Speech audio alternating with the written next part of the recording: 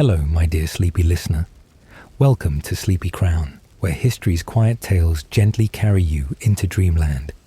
Tonight, we embark on a peaceful journey through one of England's most paradoxical rulers, a king whose very saintliness may have doomed his kingdom to centuries of bloodshed. Edward the Confessor ruled England for 24 years, from 1042 to 1066, and history remembers him as the last great Anglo-Saxon king. He was a man of deep faith who built the magnificent Westminster Abbey, a ruler who brought peace to a war-torn land, and eventually a saint canonized by the church itself. His court was known for its piety, his reign for its tranquility, and his character for its gentle devotion to God. But tonight, as we settle into this 3-hour journey together, we'll discover the darker truth beneath Edward's golden reputation. For while this saintly king may have saved souls, his political indecision and failure to secure the succession would ultimately cost England its independence and drench the realm in Norman blood. Edward made promises he couldn't keep, trusted advisors who betrayed him, and left behind a succession crisis so catastrophic that it ended Anglo-Saxon England forever. The Battle of Hastings, the death of Harold Godwinson, and the brutal Norman Conquest. All of these tragedies can be traced back to one man's inability to choose his heir decisively. Before you drift away into peaceful slumber, I'd love to hear from you in the comments below. Don't be shy. Tell me what fascinates you most about medieval England, or share your thoughts on whether Edward should be remembered as a saint or the architect of his kingdom's downfall. Your gentle words always brighten my day, and they help other sleepy listeners discover these soothing historical tales. If you enjoy this peaceful journey through the 11th century, please take a moment to give this video a like and subscribe to join our growing family of dreamers. So settle back now, close your eyes, and let me carry you gently into the world of medieval England, where stone churches rose toward heaven, while kingdoms crumbled beneath the weight of unfulfilled promises. Tonight, we'll walk alongside Edward the Confessor through palace halls and monastery corridors, witnessing how a king's greatest virtues became his people's greatest curse. If you're new here, welcome to our cozy circle of history lovers. We're so glad you've joined us for this tranquil exploration of the past. Let the soft whispers of centuries gone by lull you into restful sleep as we discover together how sainthood and tragedy can dwell within the same crown. The boy who would be Saint Edward, later known as Edward the Confessor, entered this world sometime between 1003 and 1005 in the quiet village of Islip, nestled in the rolling green hills of Oxfordshire. Born into an England that knew little peace, this future saint arrived as the 7th son of King Ethelred, a ruler whose epithet, the Unready, spoke volumes about the chaos that defined these troubled times. The child, who would one day be canonized, drew his first breath in a land under constant siege.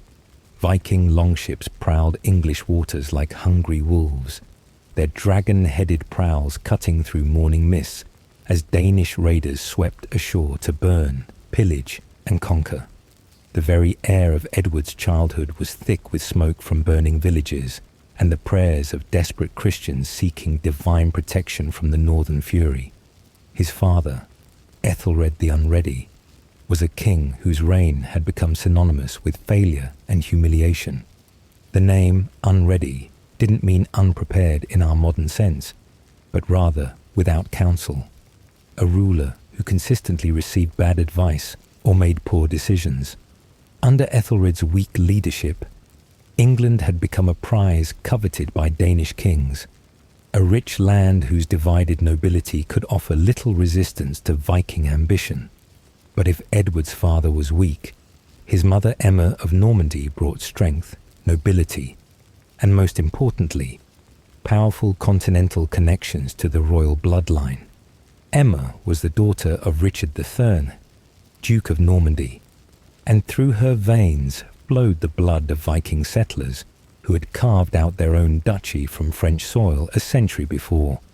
She was intelligent, politically astute, and possessed of that particular Norman pragmatism that would later reshape England entirely. The marriage between Ethelred and Emma had been arranged in 1002 as a desperate diplomatic alliance. Ethelred hoped that by marrying into the Norman ducal family, he could gain allies against the Danish threat. Emma, for her part, brought not just political connections, but also a dowry of Norman gold and the promise of military support from her brother, Duke Richard II. Little Edward grew up in this atmosphere of constant crisis, where royal messengers arrived at all hours with news of fresh disasters, where his father's counsellors spoke in urgent whispers about tribute payments to Danish kings, and where the very survival of the Anglo-Saxon royal house hung by an ever-thinning thread. The boy learned early that kingship meant more than crowns and ceremony. It meant making impossible choices between survival and honour, between paying tribute and fighting hopeless battles. The royal household at this time was a curious mixture of Anglo-Saxon tradition and Norman influence. Edward heard English spoken by his father's thegns and courtiers, but Norman French flowed naturally from his mother's lips and those of her retinue. This linguistic duality would shape the boy's identity profoundly, making him as comfortable with Norman customs as with English ones, but perhaps never truly belonging completely to either world. As Edward reached his 10th year, the political situation deteriorated rapidly.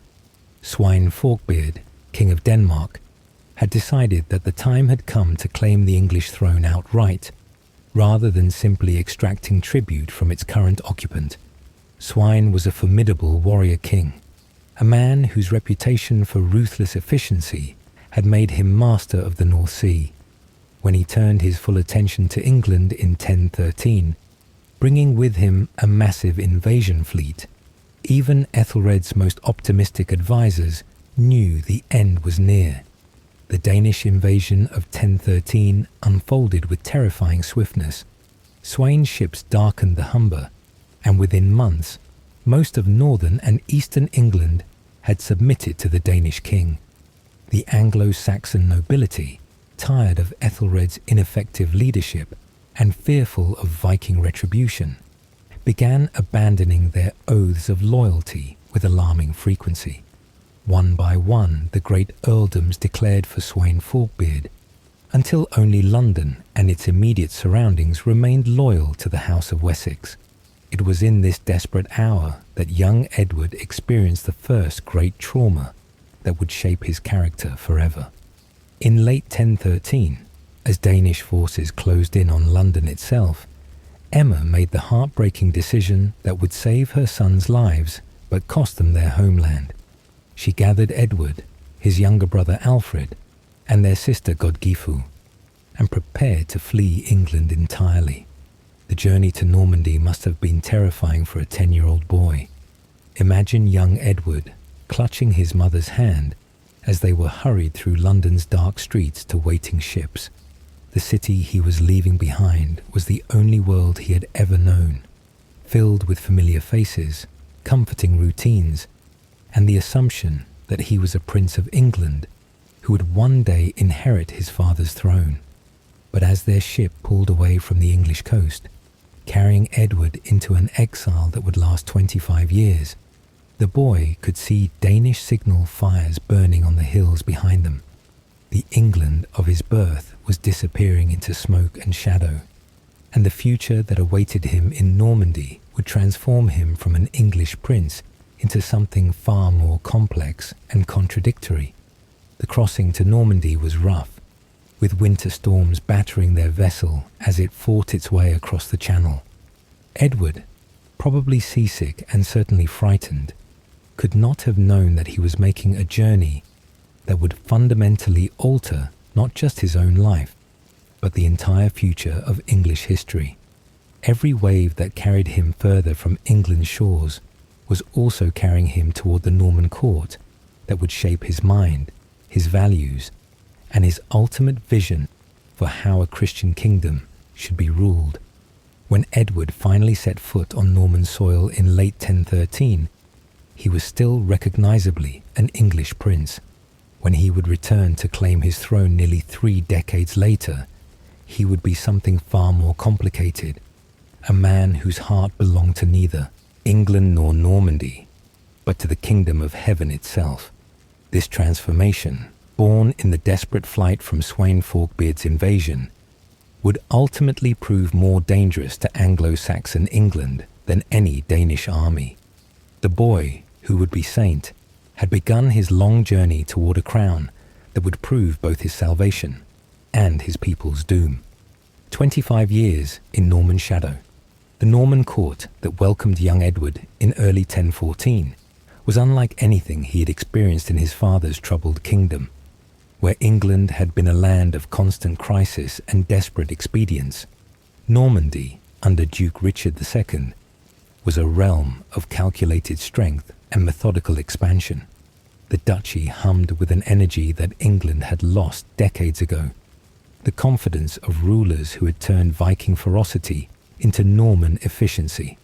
Duke Richard received his sister Emma and her children with the honor due to royal refugees, but also with the shrewd political calculation that marked all Norman diplomacy.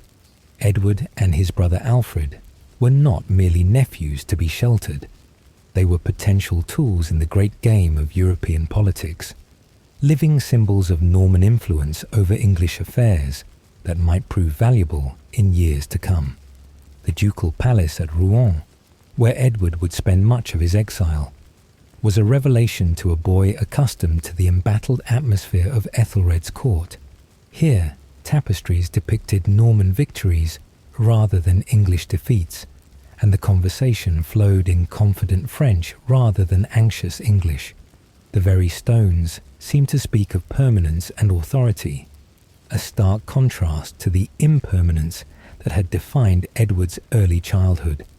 Under the careful guidance of Norman tutors, Edward began his transformation from English prince to something far more complex. He learned to speak French with aristocratic fluency, to appreciate Norman poetry and song, and to understand the sophisticated administrative systems that made Norman rule so effective. But perhaps most importantly, he absorbed the Norman approach to religion, a faith that was both deeply personal and thoroughly political, where serving God and advancing Norman interests were seen as complementary rather than competing obligations. The young prince found particular solace in the Norman monasteries, where Benedictine monks had created islands of learning and contemplation that seemed to exist outside the realm of political turmoil. Edward would spend hours in monastery libraries, poring over illuminated manuscripts that told stories of saints who had found peace through surrender to divine will. These quiet hours among ancient books planted the seeds of the intense personal piety that would later define his reputation.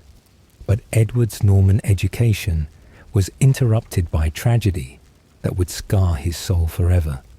In 1036, when Edward was in his early 30s, his younger brother Alfred made a fateful decision to return to England.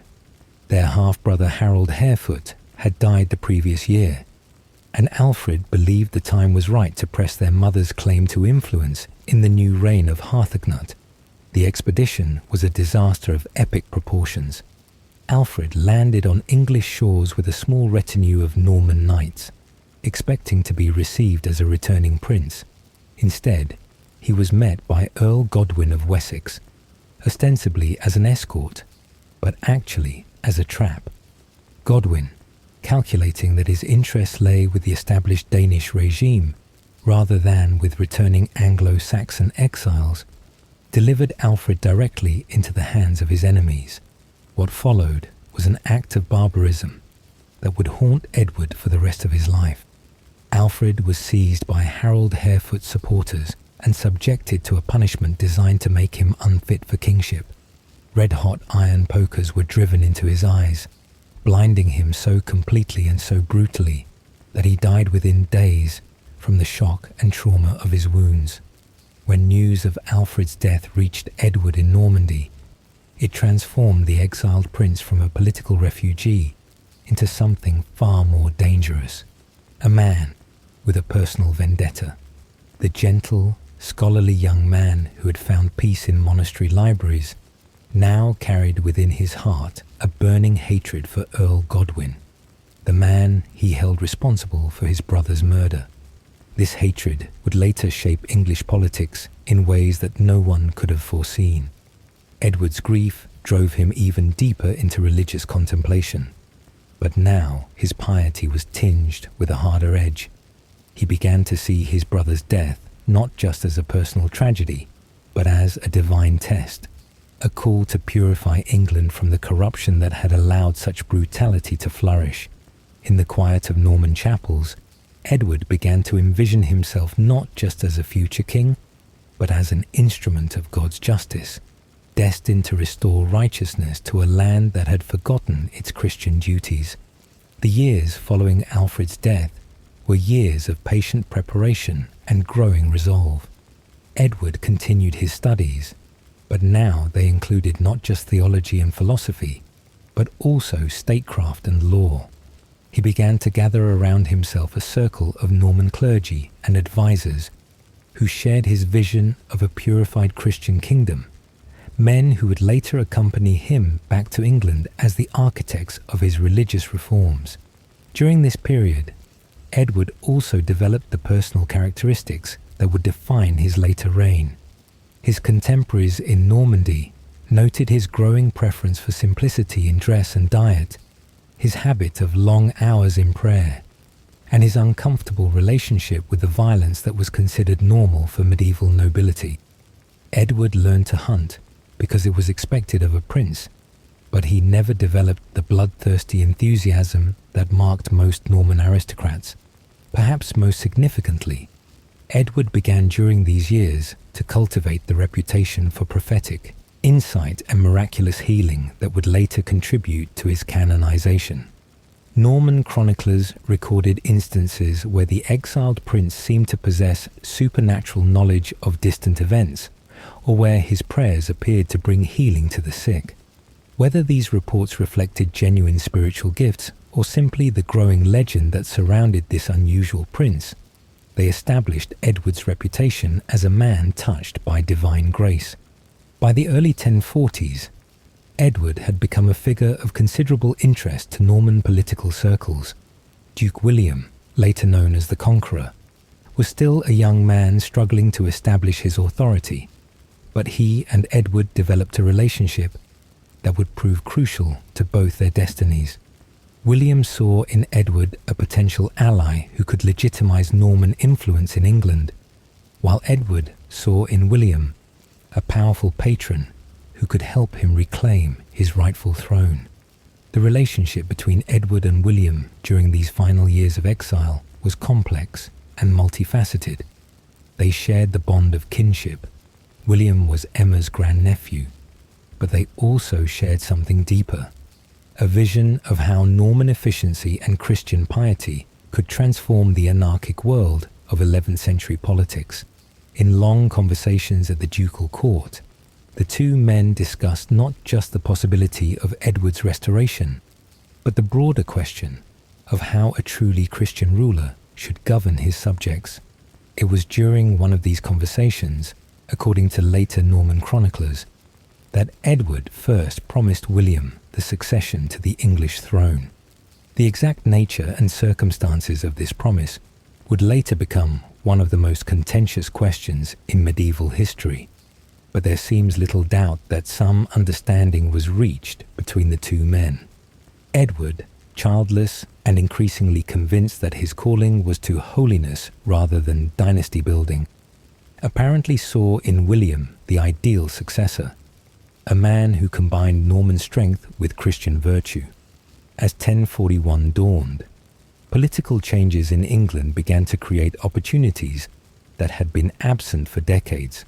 Harthacnut, ruling unsteadily from his base in Denmark, began to consider the possibility of inviting Edward back to England as a potential ally or even heir.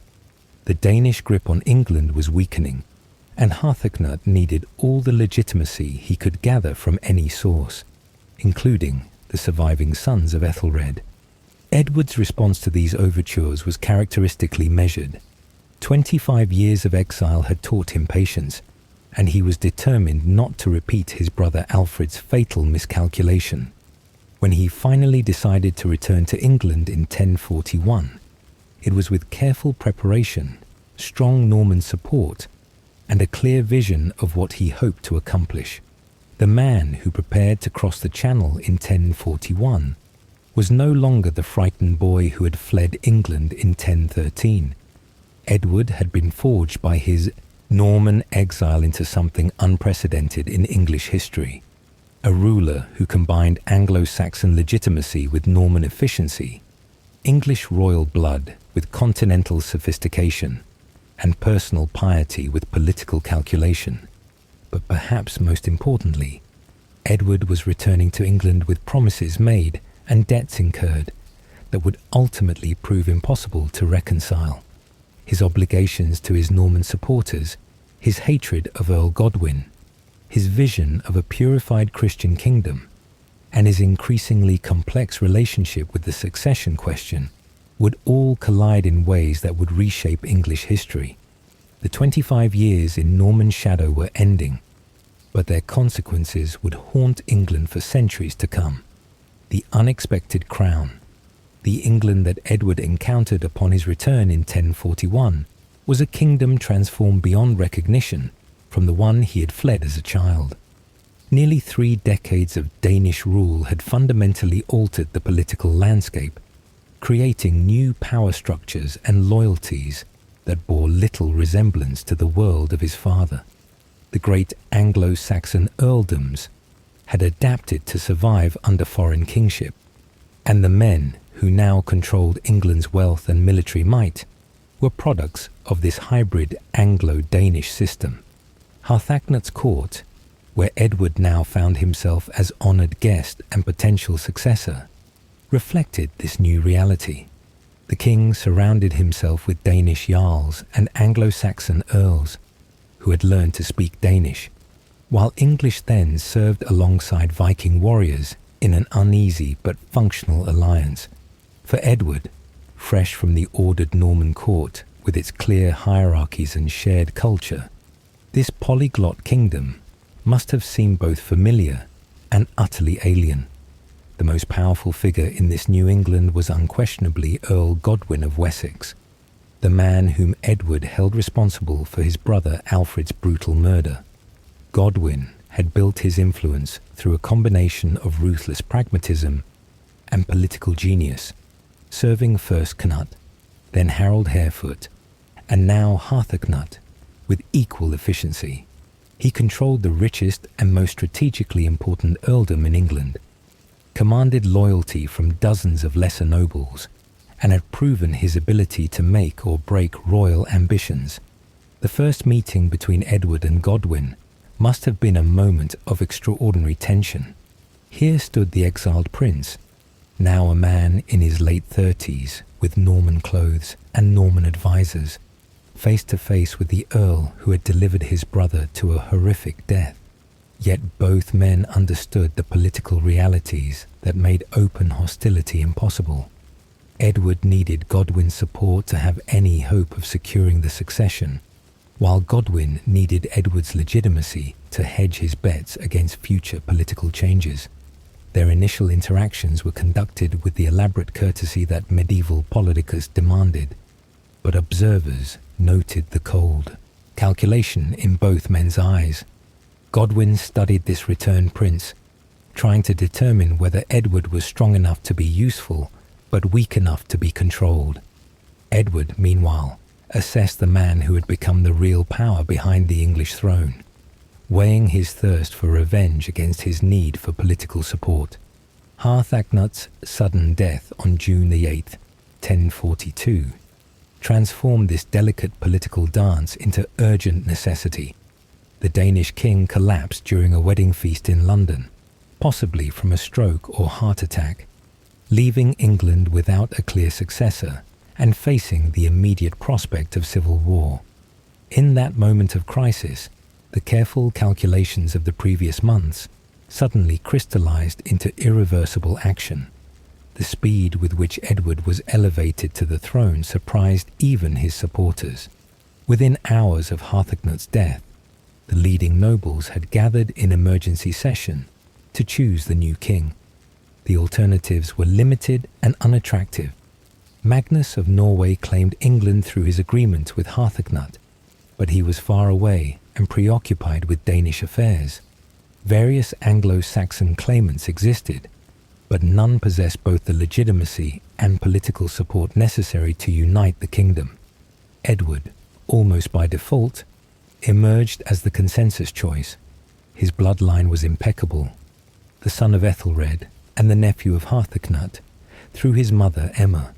His long exile had kept him clear of the factional disputes that had divided English politics, making him acceptable to nobles who might have opposed more controversial candidates.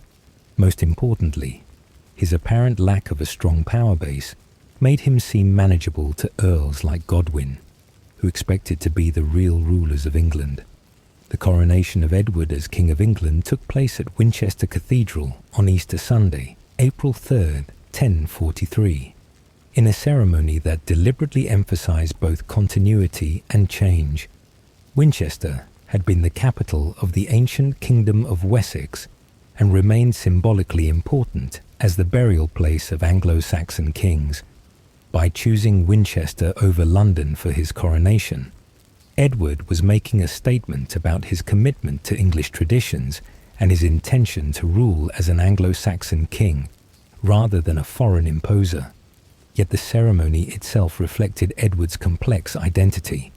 Norman clergy participated alongside English bishops, French prayers mingled with English ones, and Edward's crown, possibly the same one worn by his father Ethelred, was placed upon his head by a mixture of native and foreign hands. The new king swore the traditional Anglo-Saxon royal oath to protect the church, maintain justice, and defend the realm. But those who knew him well could see the Norman influences that would shape his interpretation of these ancient promises.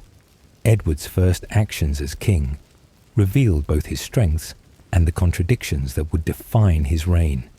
His initial priority was to establish his independence from the very earls who had placed him on the throne, and his chosen method was characteristically indirect. Rather than confronting Earl Godwin directly, Edward began by seizing the property of his own mother, Emma, claiming that she had accumulated wealth and influence inappropriate for a queen dowager. This move against Emma was politically brilliant and personally revealing.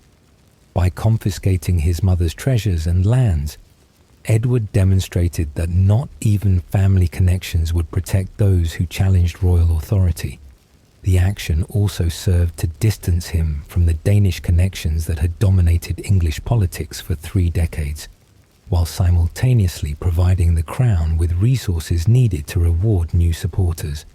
But the seizure of Emma's property also revealed Edward's capacity for cold calculation beneath his growing reputation for saintliness. Emma had, after all, saved his life by arranging his exile to Normandy, and she had worked consistently for his restoration to the throne.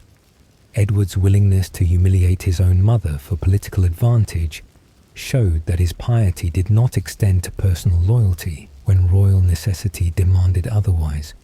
The early months of Edward's reign were marked by a careful balancing act between competing interests and influences. The king needed to reward the Norman advisors and clergy who had supported him during his exile, but he could not appear to be replacing English nobles with foreign favourites. He had to demonstrate sufficient independence to maintain royal dignity, but not so much independence as to provoke the earls who controlled England's military resources. Edward's solution was to move gradually and incrementally, making small changes that individually seemed insignificant, but collectively began to shift the kingdom's direction. Norman clerks appeared in the royal chancery, bringing with them more efficient administrative practices. Norman architects began work on royal building projects, introducing new styles and techniques.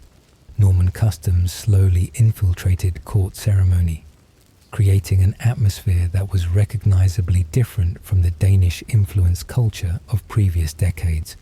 Perhaps most significantly, Edward began to surround himself with a circle of Norman and French advisors who shared his vision of religious reform and royal authority. These men, figures like Robert of Jumièges, who would later become Archbishop of Canterbury, provided the king with alternatives to the Anglo-Danish nobility that had previously monopolized political influence. They also reinforced Edward's conviction that his primary obligation was to God rather than to any earthly constituency. The kingdom that Edward inherited in 1042 was prosperous, but politically fragmented, militarily vulnerable, but economically strong. England's wealth came primarily from agriculture and trade, with English wool and grain flowing to continental markets in exchange for luxury goods and silver. The Danish wars had disrupted this trade periodically, but they had not destroyed the underlying economic foundations that made England one of Europe's richest kingdoms. Edward understood that this wealth was both his greatest asset and his greatest vulnerability. A rich kingdom attracted foreign conquerors, but it also provided the resources necessary to build the defenses and alliances that could deter invasion. The challenge was to manage England's resources in ways that enhanced security without provoking the internal conflicts that had weakened his father's reign. The new king's approach to this challenge reflected his Norman education and his personal inclinations toward caution and gradual change. Rather than attempting dramatic military or political reforms that might unite his enemies against him, Edward chose to work within existing systems while slowly shifting their direction. This strategy would prove both his greatest strength and his ultimate weakness, allowing him to maintain stability for over 2 decades while sowing the seeds of the succession crisis that would destroy Anglo-Saxon England. As 1043 drew to a close, Edward had successfully established himself as King of England and had begun the delicate process of reshaping the kingdom according to his own vision. But the contradictions inherent in his position, between English and Norman loyalties, between personal piety and political necessity, between the need for strong leadership and his preference for consensus and compromise, were already becoming apparent to careful observers. The unexpected crown had found its way to Edward's head through the accidents of politics and the calculations of ambitious earls. Whether he would prove capable of wearing that crown effectively, and whether England would benefit or suffer from his unique combination of saintliness and political complexity, remained to be seen. The golden years of peace. The decade following Edward's coronation marked the most stable and prosperous period that England had enjoyed in living memory. The constant warfare that had characterized the reigns of Ethelred and the Danish kings gave way to an unprecedented era of internal peace, allowing the kingdom's natural wealth and productivity to flourish under royal protection. For the first time in decades, English farmers could plough their fields without fear of Viking raids. Merchants could travel the kingdom's roads without expecting to lose their goods to marauding armies. And monasteries could focus on scholarship and prayer rather than preparing for siege. Edward's approach to kingship during these golden years revealed both his genuine strengths as a ruler and the peculiar combination of political calculation and religious devotion that would define his entire reign. The king seemed to understand instinctively that England needed time to heal from the wounds inflicted by decades of warfare and political instability. Rather than embarking on ambitious military campaigns or dramatic political reforms, Edward chose to govern with a light touch that allowed the kingdom's natural resilience to reassert itself. The most visible symbol of this new era of peace was Edward's great building project, the reconstruction of the ancient monastery at Westminster into a magnificent new abbey that would serve as both his royal chapel and his intended burial place. The decision to build Westminster Abbey revealed the complex layers of Edward's personality and priorities. On one level, it was an act of genuine religious devotion, fulfilling a vow the king claimed to have made during his years of exile. On another level, it was a political statement about the kind of kingdom Edward intended to create, one where spiritual values would take precedence over military conquest. The construction of Westminster Abbey became Edward's consuming passion, and the project through which he expressed his vision of Christian kingship. Work began sometime around 1045, with Edward personally involved in every aspect of the design and construction. The king would often be found at the building site, conferring with master masons about architectural details or discussing the placement of altars with the Benedictine monks who would serve the new foundation. Edward's vision for Westminster Abbey was breathtakingly ambitious. Rather than simply renovating the existing Saxon church, he ordered its complete demolition and replacement with a structure unlike anything previously built in England. The new abbey would be constructed in the Norman Romanesque style, with massive stone walls, rounded arches, and sophisticated architectural details that required the importation of skilled craftsmen from continental Europe. The abbey's design reflected Edward's determination to create a church worthy of housing the relics of St. Peter, to whom the foundation was dedicated. The main body of the church stretched nearly 300 feet from west to east, making it one of the largest buildings in medieval Europe. The central tower rose over 150 feet into the sky, visible from miles away as a testament to royal piety and Norman architectural skill. Interior decorations included carved stone capitals, painted walls depicting biblical scenes, and intricate metalwork that demonstrated the finest craftsmanship available in 11th century Europe. But Westminster Abbey was more than just an architectural achievement. It was also the centerpiece of Edward's religious reform program. The king used his new foundation as a laboratory for implementing the kind of monastic discipline and liturgical sophistication that he had admired during his years in Normandy. The abbey's monks followed a strict interpretation of the Benedictine rule, with elaborate daily services that set new standards for English religious practice. Edward's personal involvement in Westminster Abbey's daily life was unprecedented for an English king. He attended services regularly, often participating in the monastic offices alongside the community's monks. The king maintained a private chapel within the abbey complex, where he would spend hours in personal prayer and meditation. Contemporary observers noted that Edward seemed more comfortable in the company of monks and clergy than with the secular nobles who traditionally formed a king's inner circle.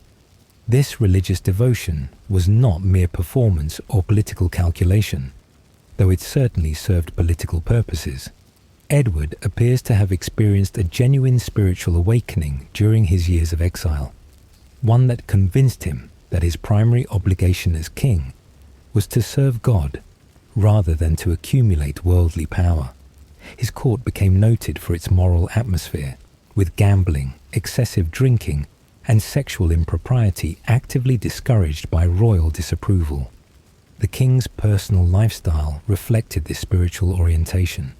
Edward dressed simply, often wearing the plain robes of a pilgrim, rather than the elaborate garments expected of medieval royalty.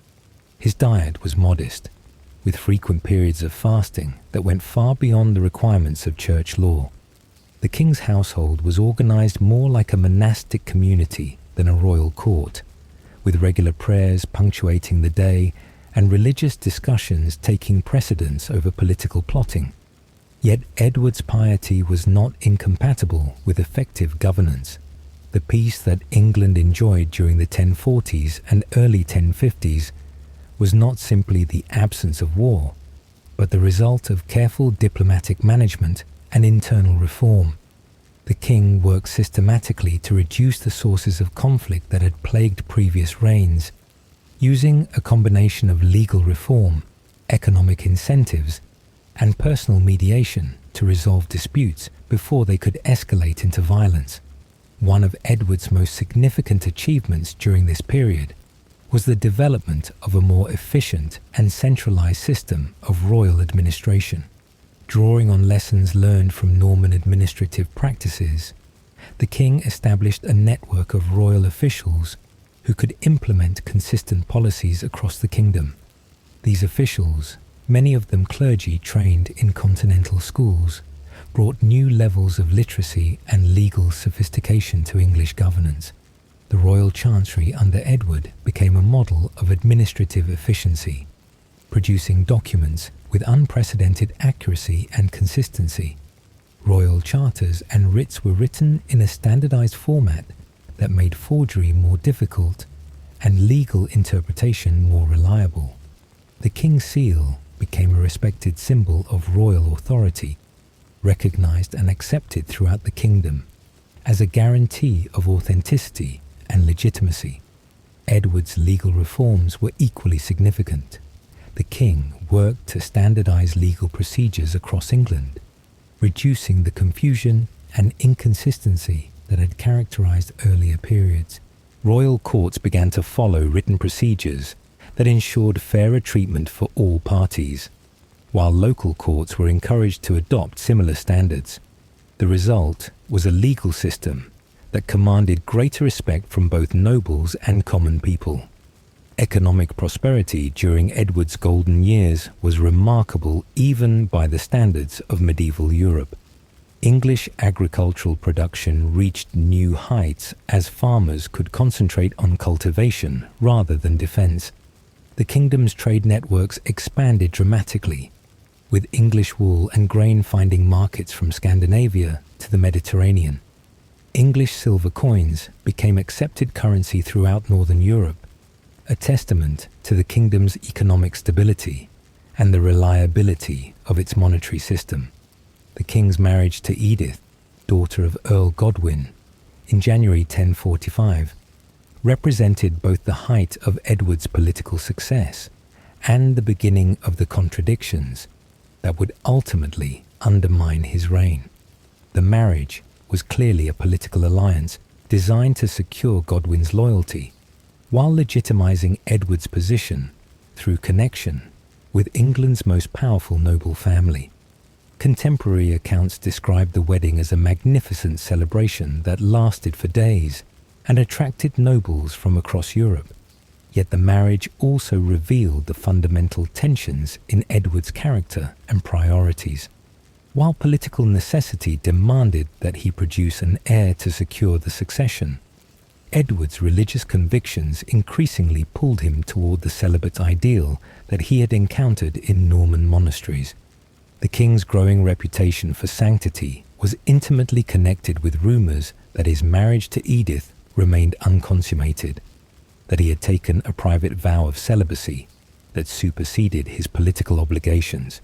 Whether Edward's childless marriage resulted from a religious vow, from personal preference, or from some physical or psychological inability, remains one of the great mysteries of medieval history. Contemporary sources are contradictory, and later accounts are heavily influenced by the political needs of Edward's canonization campaign. What is clear is that the marriage produced no children, and that this fact would have catastrophic consequences for English political stability. During the golden years of the late 1040s, however, the succession question seemed distant and manageable. Edward was still a relatively young man, apparently in good health, and there was hope that an heir might yet be born. The kingdom was prosperous, peaceful, and united under royal authority to a degree that had not been achieved since the early years of Edgar the Peaceful, nearly a century before. The court that Edward maintained during this period was noted throughout Europe for its combination of sophistication and moral atmosphere. Foreign visitors commented on the learning of English clergy, the efficiency of royal administration, and the unusual spectacle of a king who seemed more interested in theological discussions than in military conquest. The the royal household became a centre of artistic and intellectual activity, with manuscript illumination, metalworking, and architectural design all reaching new levels of achievement. Edward's reputation for miraculous healing and prophetic insight also began to develop during these golden years. Court records mention several instances where the king's prayers appeared to cure illness, or where his dreams provided accurate information about distant events. Whether these reports reflected genuine supernatural gifts, or simply the growing legend that surrounded an increasingly unusual monarch, they contributed to Edward's reputation as a ruler touched by divine grace. As the 1040s drew to a close, Edward had achieved something that few medieval kings could claim: a stable, prosperous kingdom that was respected by foreign powers and beloved by its own people. The golden years of peace had demonstrated that effective Christian kingship was possible, that piety and political success could coexist, and that England could thrive under a ruler who placed spiritual values above military ambition. But even as Edward basked in the success of his peaceful reign, the contradictions and compromises that had made that success possible were beginning to generate new tensions. The king's childlessness was becoming a source of anxiety rather than merely a disappointment. His reliance on Norman advisors was creating resentment among Anglo-Saxon nobles. Most ominously, his political dependence on Earl Godwin was beginning to chafe against his desire for genuine royal independence. The golden years of peace were drawing to a close, and the storm clouds that would ultimately destroy Anglo-Saxon England were beginning to gather on the horizon. Storm clouds gathering. The tranquil prosperity that had marked the early years of Edward's reign began to show cracks and fault lines as the decade of the 1040s drew to a close. The very success of Edward's peaceful policies had created new sources of tension within the kingdom. As competing factions began to jockey for influence over a king whose political dependence on others was becoming increasingly apparent to ambitious observers. The golden years had provided England with stability and growth, but they had also allowed underlying contradictions to develop into irreconcilable conflicts. The most visible sign of growing tension was the increasing friction between Edward's Norman advisors and the Anglo-Saxon nobility, who had traditionally controlled English politics. The king's preference for continental clergy and administrators had initially seemed like a minor eccentricity, a natural result of his long exile and foreign education. But as these Norman favourites accumulated influence and wealthy appointments, their presence began to feel like a foreign occupation to nobles who had expected Edward to rule as a traditional Anglo-Saxon king. Robert of Jumièges emerged as the most prominent and controversial of Edward's Norman favourites. A monk from the Abbey of Jumièges in Normandy, Robert had known Edward during his exile and shared the king's vision of religious reform and continental sophistication. Edward appointed Robert first as Bishop of London, and then, in 1051, as Archbishop of Canterbury, the highest ecclesiastical position in England. This final appointment would prove to be the spark that ignited the powder keg of accumulated resentments. The elevation of Robert to Canterbury was particularly inflammatory because it violated both English custom and explicit promises. The monks of Canterbury Cathedral, who traditionally elected their own archbishop, had chosen one of their own community, a kinsman of Earl Godwin named Elfric. Edward's rejection of this election and his imposition of a foreign bishop represented an unprecedented assertion of royal authority over church appointments, and it struck directly at the independence that English ecclesiastical institutions had jealously guarded for centuries. Earl Godwin viewed Robert's appointment as both a personal insult and a dangerous precedent.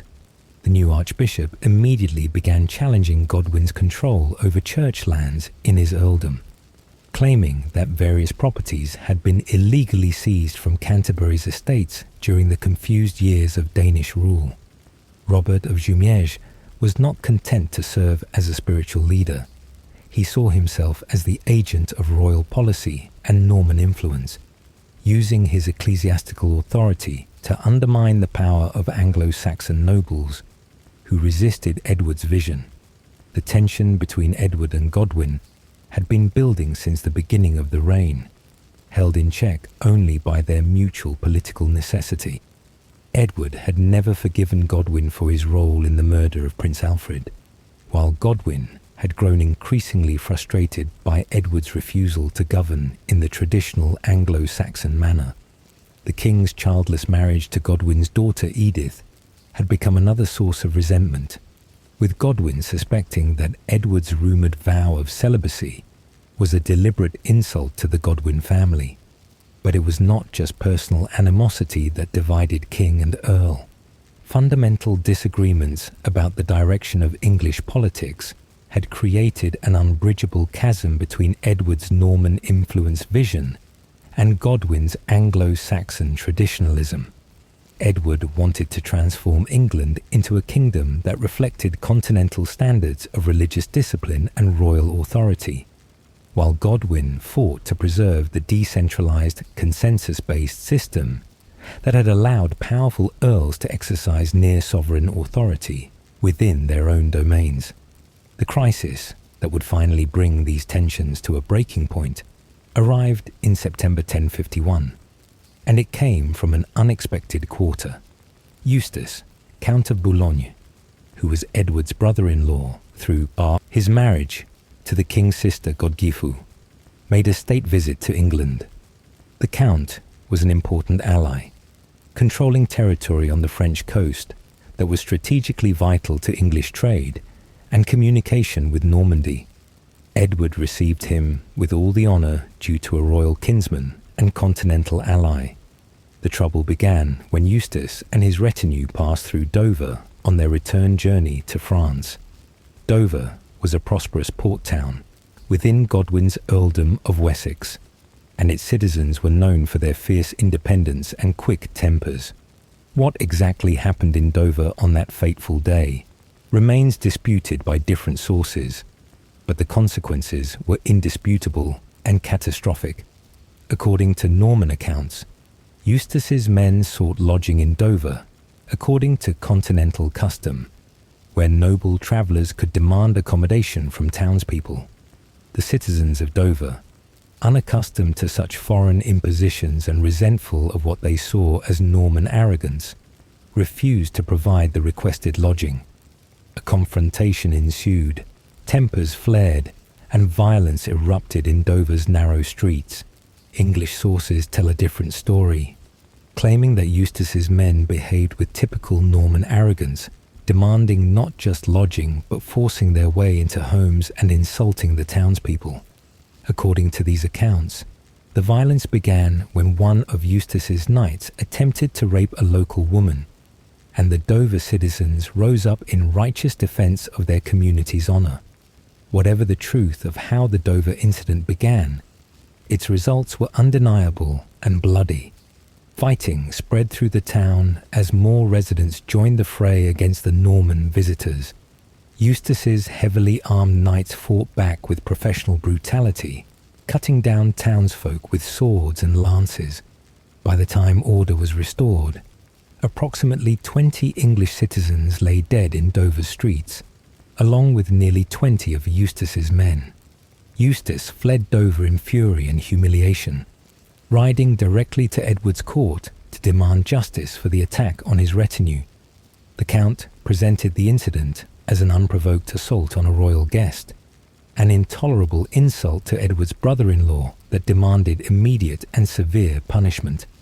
Edward, sharing Eustace's Norman background and sympathizing with his outrage at English barbarism, was inclined to agree. The king summoned Earl Godwin and ordered him, as Earl of Kent and Wessex, to punish the citizens of Dover for their attack on Eustace. Edward demanded that Godwin lead a royal army to Dover, execute the ringleaders of the violence, and impose harsh penalties on the town as a whole. It was a command that seemed straightforward to Edward. a simple matter of enforcing royal justice against subjects who had violated the peace, but for Godwin, Edward's order represented an impossible choice between two unacceptable alternatives. If he obeyed the king and punished Dover, he would be endorsing foreigners, interference in English affairs, and authorizing violence against his own people for defending their homes and families. Such an action would destroy his reputation among the Anglo-Saxon nobility and undermine his position as defender of English interests against Norman encroachment. Yet if Godwin refused the king's direct command, he would be in open rebellion against royal authority, providing Edward with the legal justification to move against him. The Earl understood that this was precisely the confrontation that Edward and his Norman advisors had been maneuvering toward, an opportunity to break Godwin's power and free the king from the political constraints that the Godwin family had imposed since the beginning of the reign. Godwin chose defiance. He refused Edward's order to punish Dover, arguing instead that the incident required proper investigation before judgment could be rendered. The Earl claimed that any violence committed by Dover's citizens had been in legitimate self-defense against Norman aggression, and that punishing them without a fair hearing would violate the ancient English principles of justice that the king had sworn to uphold. Edward responded to Godwin's refusal with carefully calculated fury. The king declared the Earl's defiance to be an act of treason, a breach of feudal obligations that freed Edward from any duty to protect Godwin's rights or position. Robert of Jumièges, the Norman Archbishop of Canterbury, immediately supported the king's position, arguing that rebellion against divinely appointed royal authority was a sin as well as a crime. But Edward understood that he could not move against Godwin with royal authority alone. The Earl commanded the loyalty of Wessex and Kent, the richest and most militarily powerful regions of southern England. If civil war erupted, the outcome was far from certain. Edward needed allies among the other great earls who might view Godwin's power with concern and see opportunity in his downfall. The king turned to Leofric, Earl of Mercia, and Siward, Earl of Northumbria, the two other major powers in English politics. Both earls had reasons to resent Godwin's dominance and to welcome the prospect of redistributing his authority and lands. Leofric, in particular, had long chafed under the political shadow cast by the Wessex Earl, while Siward saw opportunities to extend Northumbrian influence southward if Godwin's power could be broken. Edward's diplomatic manoeuvring succeeded brilliantly. Both Leofric and Siward agreed to support the king against Godwin, calculating that Edward's dependence on them after Godwin's fall would provide greater opportunities than continued tolerance of the current balance of power. With their support secured, Edward could face Godwin from a position of strength, commanding military resources that matched or exceeded those available to the Wessex Earl. The confrontation came to a head at a royal council meeting in Gloucester in early September, 1051. Edward, backed by Leofric and Siward with their armies, presented Godwin with an ultimatum: submit completely to royal authority, accept punishment for refusing to enforce justice at Dover, and surrender hostages as guarantee of future loyalty. Godwin, surrounded by hostile forces and facing the prospect of immediate military defeat, attempted to negotiate terms that would preserve some measure of dignity and autonomy. But Edward was in no mood for compromise. The king had waited years for this opportunity to free himself from Godwin's dominance and to punish the man he held responsible for his brother Alfred's death. Archbishop Robert of Jumièges urged harsh measures, arguing that mercy toward rebels only encouraged future disobedience. The king's Norman advisors, sensing the possibility of finally breaking Anglo-Saxon resistance to their influence, pressed for Godwin's complete humiliation. Godwin found himself trapped with no good options remaining. He could submit to Edward's humiliating terms and lose all political credibility, or he could fight against superior forces in a civil war that would likely end in his death and the destruction of his family. Neither choice offered any prospect of maintaining his position or protecting his interests. In the end, Godwin chose a third alternative: flight. Rather than submit or fight, the Earl and his family would withdraw from England entirely, preserving their lives and freedom while seeking foreign allies who might help them return under better circumstances. It was a gamble, a recognition that the current balance of forces made victory impossible, but that future circumstances might shift in their favour. The Godwin family's preparations for exile proceeded with remarkable speed and coordination. Earl Godwin himself, along with his wife Geitha and their sons Sweyn, Tostig and Gurth, made their way to Thorney Island near the mouth of the Thames, where ships waited to carry them across the Channel to Flanders.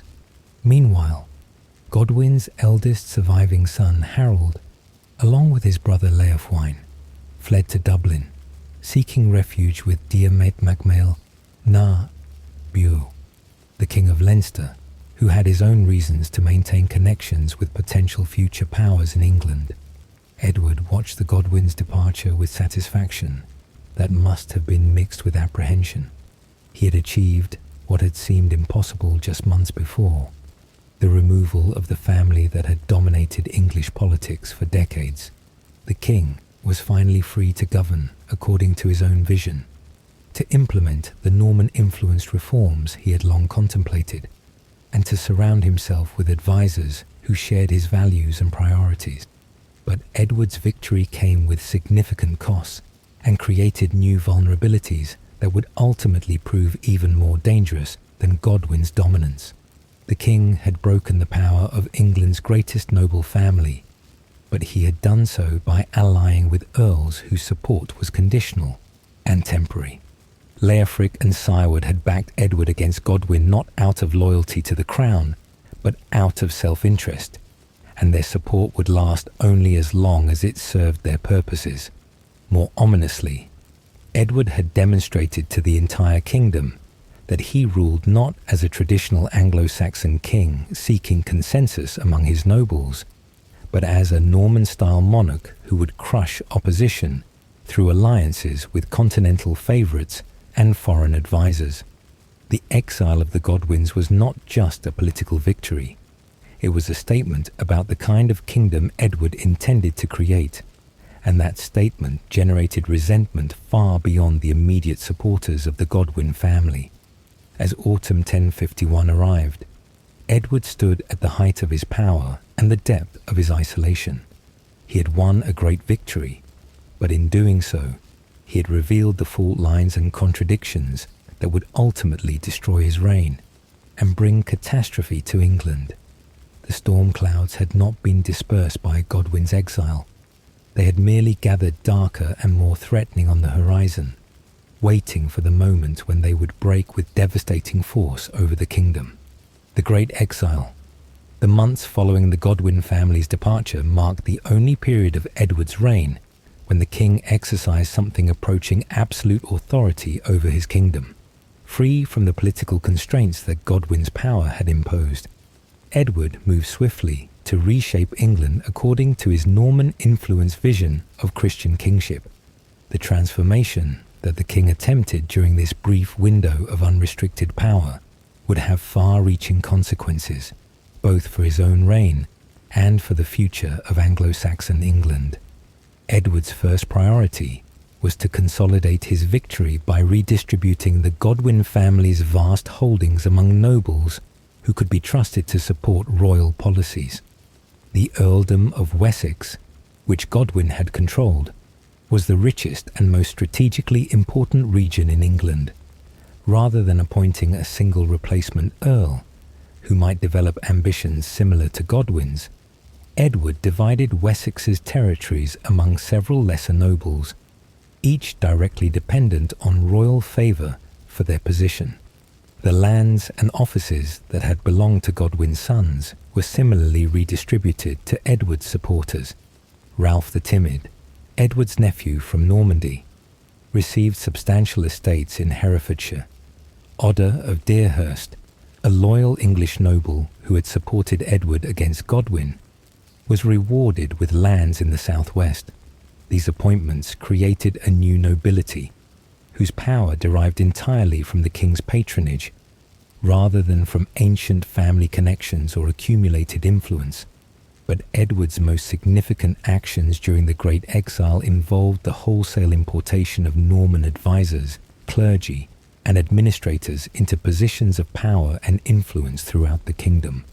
With Godwin's opposition removed, the king no longer needed to moderate his preference for continental personnel or disguise his intention to reform England along Norman lines. The trickle of Norman appointments that had caused resentment during the early years of the reign became a flood that threatened to sweep away traditional Anglo-Saxon institutions entirely. Norman clergy received appointments to wealthy bishoprics and important abbeys across England. These continental churchmen brought with them sophisticated administrative practices, architectural innovations, and religious reforms that Edward believed were necessary to purify English Christianity from the corrupting influences of Danish rule and Anglo-Saxon laxity. They also brought a cultural arrogance and a contempt for English traditions that made them widely unpopular among both clergy and laity. The royal court underwent a transformation that made it almost unrecognizable from the institution it had been under previous kings. Norman French became the dominant language of court business, with English increasingly relegated to communications with provincial administrators. Continental customs replaced traditional English ceremonies, creating an atmosphere that felt foreign to native nobles who had grown up expecting certain forms and procedures. Even the royal household's daily routines reflected Norman practices rather than Anglo-Saxon traditions. Edward used this period of unrestricted authority to address what he saw as the fundamental problem that had plagued his reign since its beginning, the question of succession. With Godwin's daughter Edith removed from court, the king had sent her to a convent shortly after her father's exile.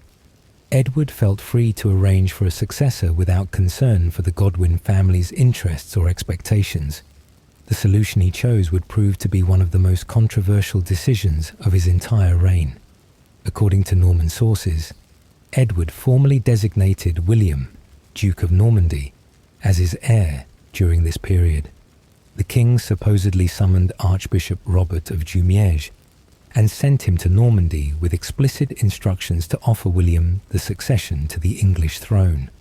This embassy, if it occurred as described, represented a revolutionary departure from Anglo-Saxon constitutional tradition, where the witan, the assembly of great nobles and bishops, typically chose each new king from among several possible candidates of royal blood.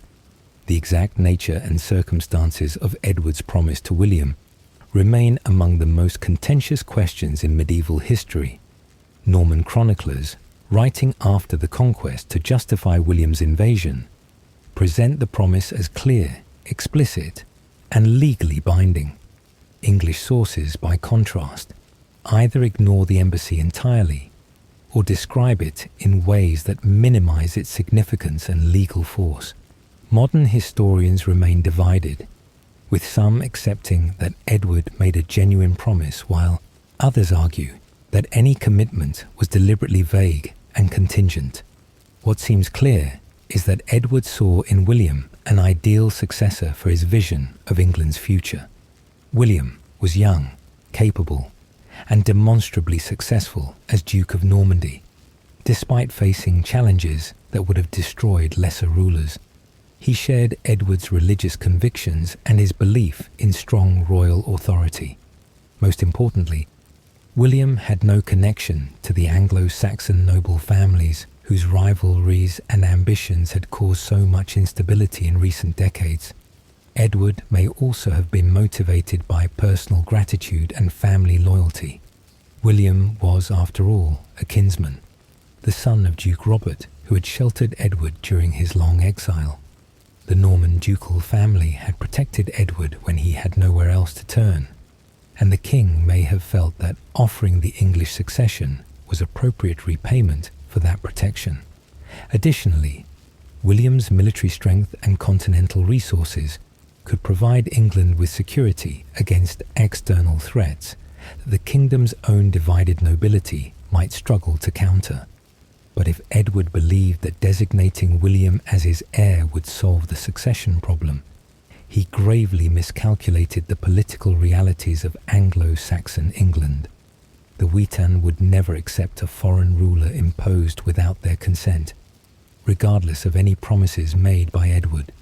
The great English earls, who expected to have decisive influence over the succession, would resist any arrangement that excluded them from the decision-making process.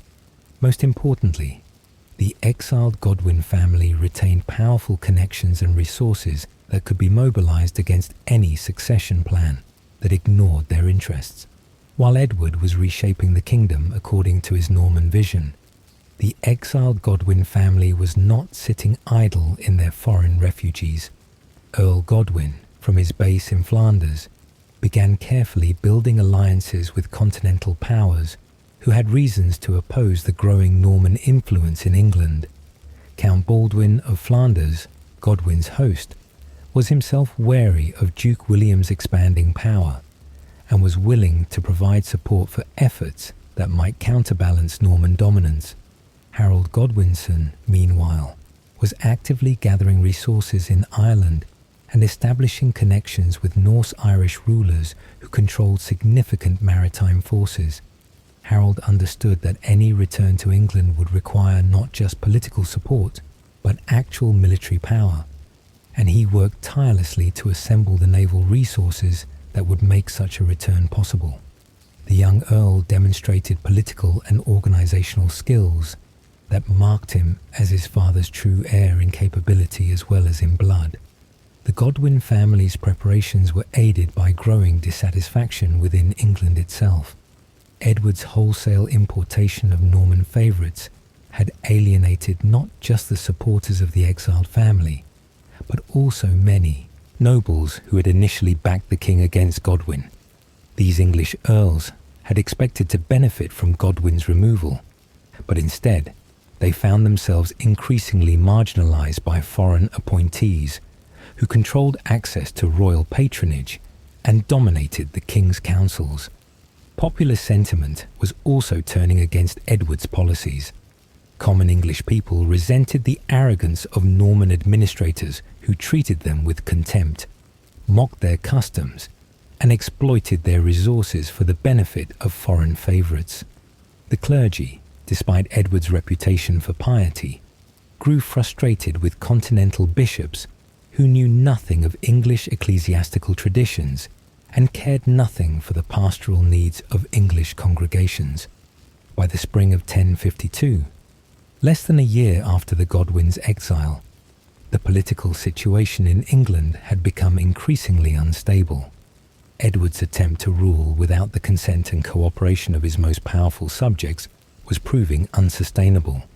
The king had succeeded in removing one source of opposition, but in doing so, he had created multiple new sources of resistance that were beginning to coalesce into a formidable challenge to his authority. The first sign of trouble came in March 1052, when Earl Godwin attempted a preliminary landing on the English coast. The Earl brought with him a small fleet and a force of Flemish mercenaries, testing both Edward's military readiness and the popular mood in southern England. Edward, alerted to Godwin's approach, dispatched a royal fleet under the command of Ralph and Odda, the earls he had appointed to replace Godwin's sons in their former territories.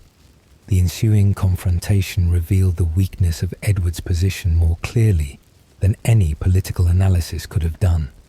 The royal fleet commanders discovered that their crews were reluctant to fight against Godwin, whom many still viewed as England's legitimate defender against foreign interference.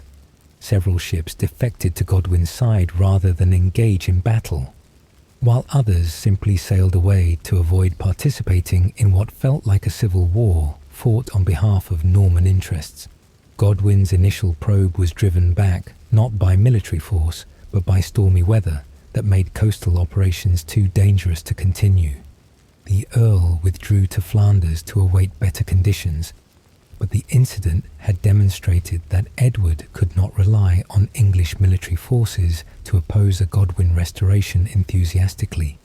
The king's Norman favourites controlled titles and offices, but they had not won the hearts or loyalty of the English people, whose support would be necessary in any actual conflict.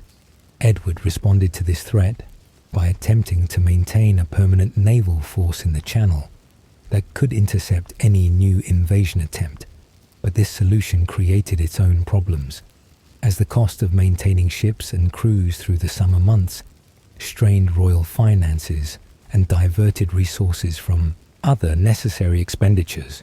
More seriously, the extended deployment allowed discontent to spread among the sailors, many of whom sympathized with Godwin and resented fighting on behalf of Norman appointees. As summer arrived, Godwin prepared for a more substantial return. The Earl had used his time in exile to forge an alliance with his son Harold, coordinating their forces for a simultaneous landing that would divide Edward's attention and resources. Godwin would approach from the south with his Flemish allies, while Harold would arrive from the west with his Irish and Norse-Irish supporters. Together, they would command naval forces that Edward simply could not match. The Godwin offensive began in earnest in late summer 1052. Harold struck first, sailing along the southern coast from the west, gathering ships and supporters as he went. His fleet harried the Isle of Wight, seized provisions and recruits from coastal towns, and demonstrated that Edward's supposedly secure kingdom was vulnerable to a determined challenge. The locals who joined Harold's forces did so not just out of loyalty to the Godwin family, but out of resentment toward the Norman regime that Edward had imposed during the exile. Godwin followed shortly after with his own fleet, sailing from Flanders and moving along the Kent coast toward London. At each stop, more English sailors and soldiers joined his cause, swelling his forces until they represented a formidable challenge to royal authority. The Earl moved with calculated caution, avoiding unnecessary violence, while making his power and determination unmistakably clear to all observers. The two Godwin fleets joined forces at the mouth of the Thames in early September, creating a combined armada that vastly outnumbered the royal fleet that Edward had managed to assemble. The confrontation that everyone had feared and expected was now imminent, with the opposing forces positioned for a battle that could determine England's future. Edward's brief period of absolute authority was ending, and the king would have to face the consequences of his attempt to rule without compromise or consensus. As the Godwin fleet prepared to sail up the Thames toward London, Edward found himself in a position that would have been unthinkable just months before.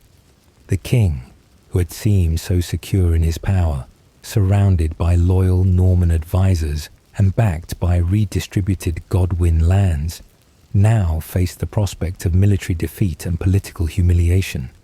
The Great Exile was drawing to a close, but the price of that closure would be higher than anyone had anticipated. The return of the Godwins. The September afternoon when the Godwin fleet appeared in the Thames estuary marked one of the most dramatic political reversals in English history. Earl Godwin's ships, now numbering close to 50 vessels, moved steadily upriver with the incoming tide, their sails filling with the same wind that seemed to blow away Edward's brief dream of independent royal authority.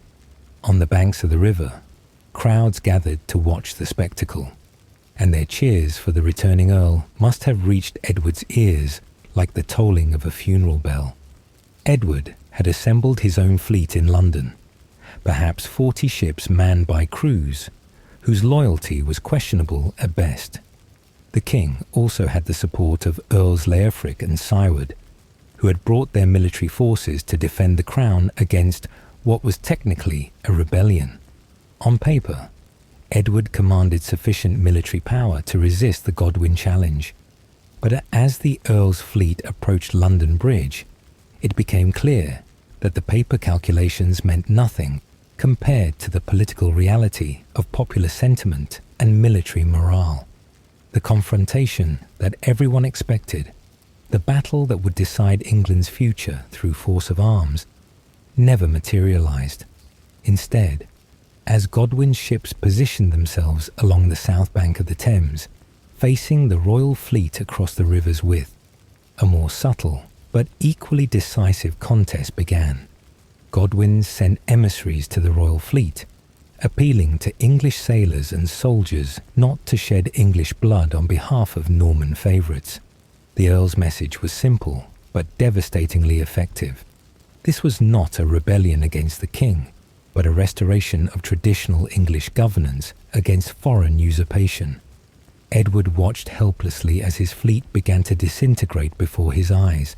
Ships that had been positioned to block Godwin's advance now swung at anchor, their crews refusing orders to engage. Several vessels openly defected to Godwin's side, their captains declaring that they would not fight fellow Englishmen to preserve Norman dominance. The tide that had carried Godwin's ships up the Thames was now carrying away Edward's authority just as surely. Even more devastating for Edward was the rapid erosion of support among the assembled magnates. Earls Leofric and Siward, who had backed the king so enthusiastically during Godwin's exile, now began calculating the costs of continued resistance. They had supported Edward against Godwin to enhance their own power, not to fight a losing battle on behalf of Norman favourites. As it became clear that Godwin commanded overwhelming popular support and superior military force, both earls began seeking ways to extract themselves from their commitment to the king without appearing disloyal. The London crowd, watching from both banks of the Thames, made their sentiments unmistakably clear. They cheered for Godwin and jeered at Edward's Norman advisers, whom they blamed for the political crisis and the threat of civil war. The popular mood was so hostile to the Normans that some of Edward's continental favourites began fleeing the city even before any formal settlement had been reached, recognising that London streets would become dangerous for them once the king's protection could no longer be assured. Archbishop Robert of Jumièges, Edward's closest Norman advisor and the man who had done more than anyone to engineer Godwin's exile, was among the first to recognise that the situation was hopeless. The archbishop gathered his most valuable possessions and portable treasures and fled through London's eastern gate, fighting his way past citizens who tried to prevent his escape. Robert managed to reach the coast and took ship for Normandy, abandoning both his archbishopric and his king to their fate. His flight symbolized the complete collapse of Edward's Norman faction. Godwin, demonstrating the political skill that had made him England's dominant figure for so long, did not press his advantage to humiliate the king. Instead, the Earl sent formal messages requesting a peaceful assembly where grievances could be addressed and royal justice rendered. Godwin presented himself not as a rebel, but as a loyal subject who had been unjustly exiled and who now sought only restoration and reconciliation. This careful positioning made it nearly impossible for Edward to refuse negotiations without appearing unreasonable and tyrannical. The assembly that met to resolve the crisis was a masterpiece of political theatre that concealed profound shifts in power behind a facade of traditional constitutional forms. Godwin appeared before the king and, in a carefully staged performance, begged for forgiveness for any offence he might have given to royal authority. The Earl prostrated himself before Edward, asked for mercy, and pleaded that he had never intended rebellion, but had only sought to defend his honour and that of his family. Edward, surrounded by hostile forces and abandoned by his Norman supporters, had no choice but to accept this fiction and grant Godwin's request for restoration. The king declared his forgiveness, returned all the lands and titles that had been confiscated during the exile, and welcomed the Godwin family back into royal favour. The entire performance was conducted with the elaborate courtesy that medieval political culture demanded, but everyone present understood that they were witnessing not reconciliation, but capitulation. The settlement that emerged from these negotiations represented a complete reversal of everything Edward had accomplished during the year of Godwin's exile. All Norman favourites who had received Godwin properties were dispossessed and expelled from the kingdom. Archbishop Robert of Jumièges was formally outlawed, his appointment to Canterbury declared void, and his replacement, Stigand, a supporter of the Godwin family, was installed without papal approval, creating ecclesiastical irregularities that would haunt Edward's reign for years to come. Most painfully for Edward, his wife Edith was restored to court and to her position as queen. The king, who had sent his wife to a convent as punishment for her father's defiance, now had to welcome her back and pretend that the humiliation had never occurred. Edith's restoration symbolized the larger reality. Edward's attempt to free himself from Godwin dominance had not just failed, it had strengthened the very power he had sought to escape. The political settlement that restored the Godwins also fundamentally altered the balance of power within the kingdom. Earl Godwin retained his earldom of Wessex, while his sons were restored to their former positions and granted additional honours that enhanced their already formidable power. Harold received back his earldom of East Anglia and gained additional territories that made him the second most powerful magnate in the kingdom after his father. The younger Godwin's sons similarly benefited from redistributions that left the family controlling more of England than they had before the exile. But perhaps the most significant consequence of the Godwin restoration was the effective end of Edward's independent exercise of royal authority. The king had demonstrated during the year of exile that he could not rule without the consent and cooperation of his most powerful subjects, and that his preference for Norman advisors was politically unsustainable.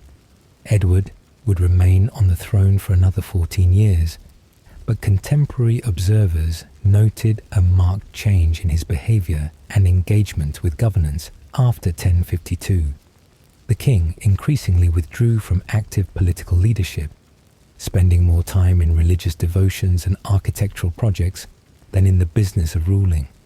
Edward seemed to have concluded that if he could not shape England according to his vision, he would at least use his remaining years to secure his heavenly reward through pious works and holy living. The construction of Westminster Abbey, which had proceeded slowly during the political turmoil, now became the king's consuming passion and the primary focus of his diminished energy. Richard Mortimer, a modern historian of Edward's reign, argues persuasively that the return of the Godwins from exile meant the effective end of his exercise of power.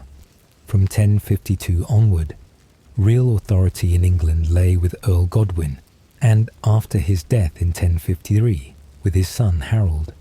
Edward retained the title and symbols of kingship, but the substance of power had passed into other hands. The king's role became increasingly ceremonial, limited to religious functions and formal appearances, while the Godwins made the actual decisions that shaped English policy. This political reality created a curious paradox that would have profound implications for the succession crisis that loomed ever larger as Edward aged without producing an heir. The king, who had apparently promised the throne to William of Normandy during the exile, no longer possessed sufficient authority to deliver on that promise. Any succession arrangement would now require not just Edward's approval, but also the consent of the Godwin family, who had their own very different ideas about who should wear the crown after Edward's death. Earl Godwin did not long survive his triumphant return to power. On April 15, 1053, less than a year after his restoration, The Earl collapsed during a feast at Winchester and died within days. Contemporary accounts describe the death in terms that suggest either a stroke or heart attack, though later legends would embellish the story with supernatural elements. One particularly vivid tale claimed that Godwin had been defending himself against continued accusations regarding Prince Alfred's death when he called upon God to prove his innocence by allowing him to swallow a piece of bread without harm, only to choke on that very bread as divine judgment for his guilt. Godwin's death removed from the political scene the one man who might have managed the complex contradictions of late Anglo-Saxon England successfully.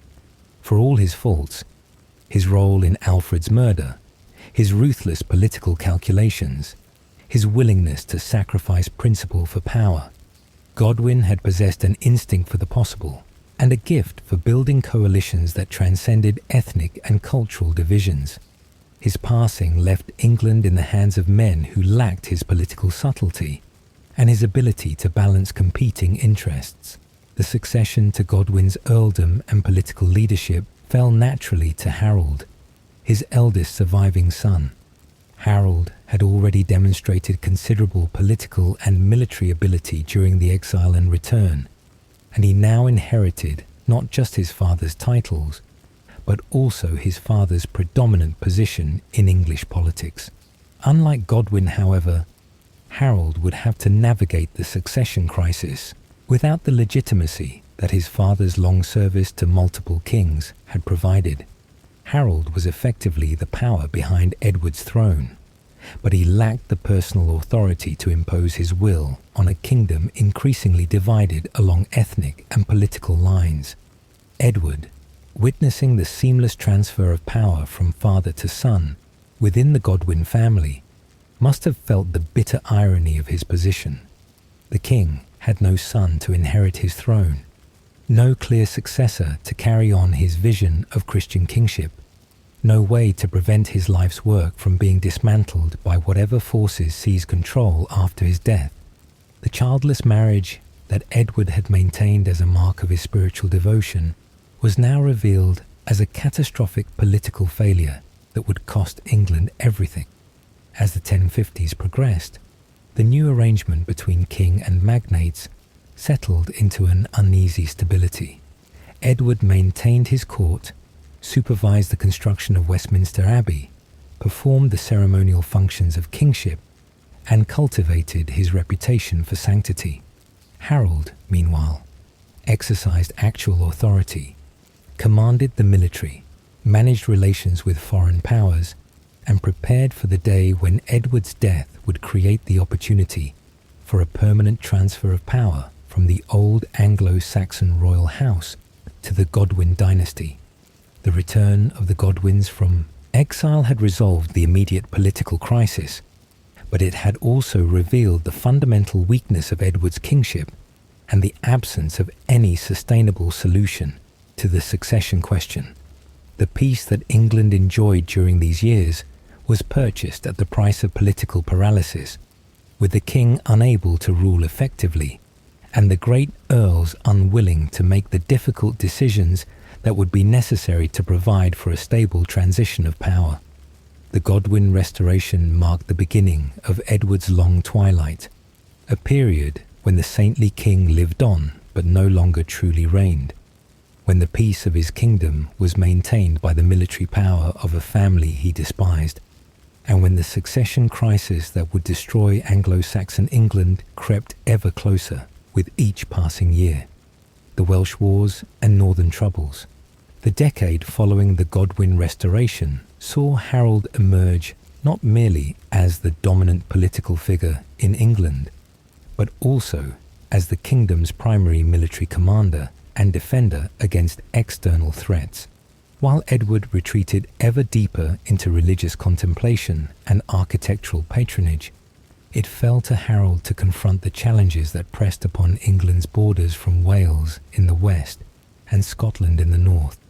The military campaigns that Harold conducted during these years would establish his reputation as a capable warrior and strategist, but they would also reveal the limitations of English power and the vulnerability of a kingdom whose king had abdicated practical leadership.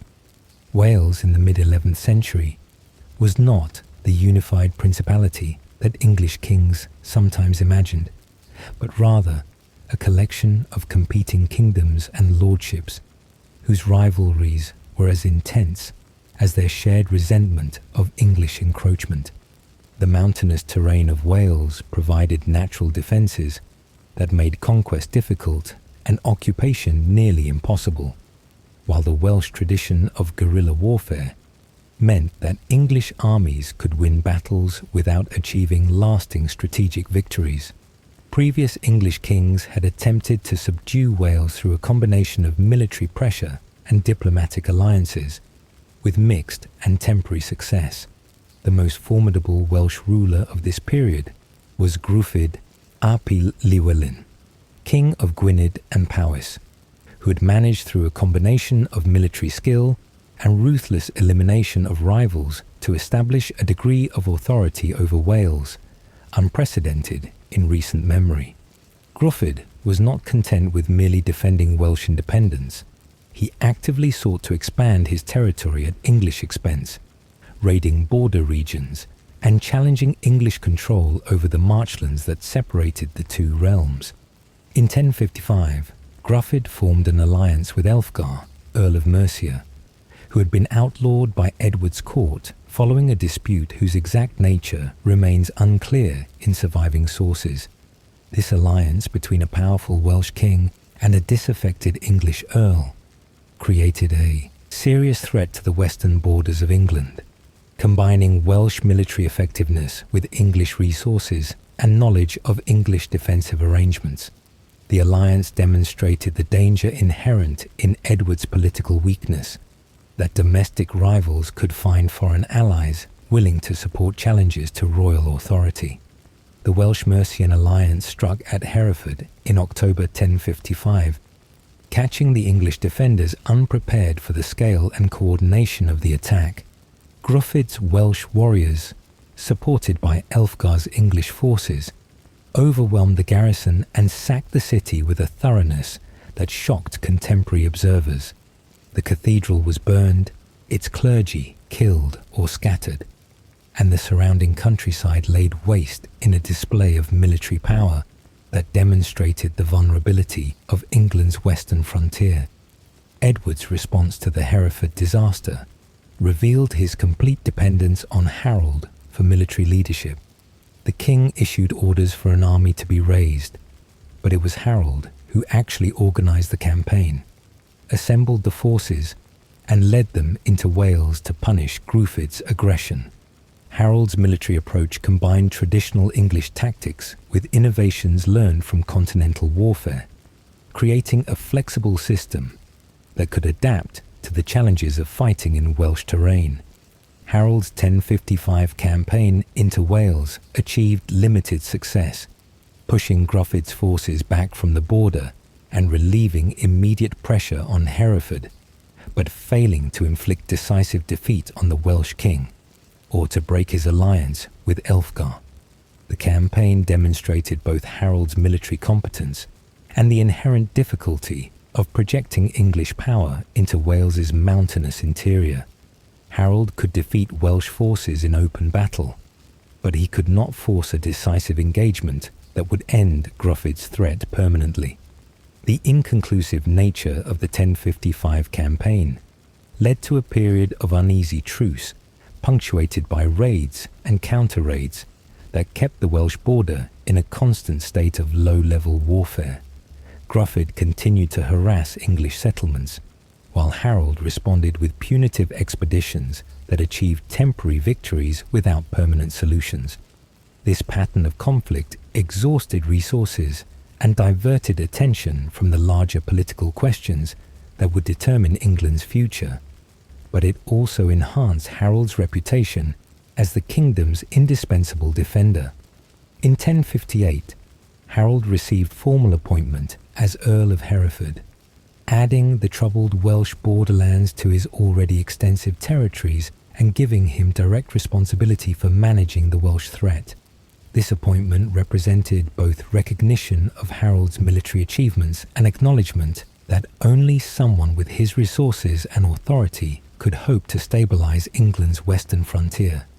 Edward's willingness to concentrate so much power in Harold's hands reflected either the king's trust in his brother-in-law or, more likely, his recognition that he had no viable alternative.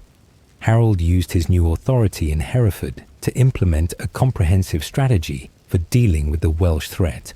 He constructed a series of fortifications along the border, establishing defended strongpoints that could provide refuge for English settlers and bases for military operations into Wales.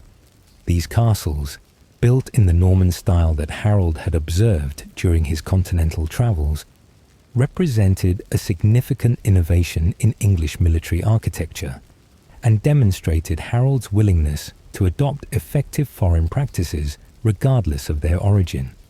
But Harold understood that purely military solutions to the Welsh problem were unlikely to succeed. Wales's geography and the resilience of its people meant that conquest and occupation would require resources that England could not sustain indefinitely. Instead, Harold began pursuing a dual strategy of military pressure and diplomatic isolation, seeking to separate Gruffydd from his English allies, while encouraging Welsh rivals to challenge his authority from within. The opportunity for a decisive campaign came in 1062, when internal Welsh politics created an opening for English intervention.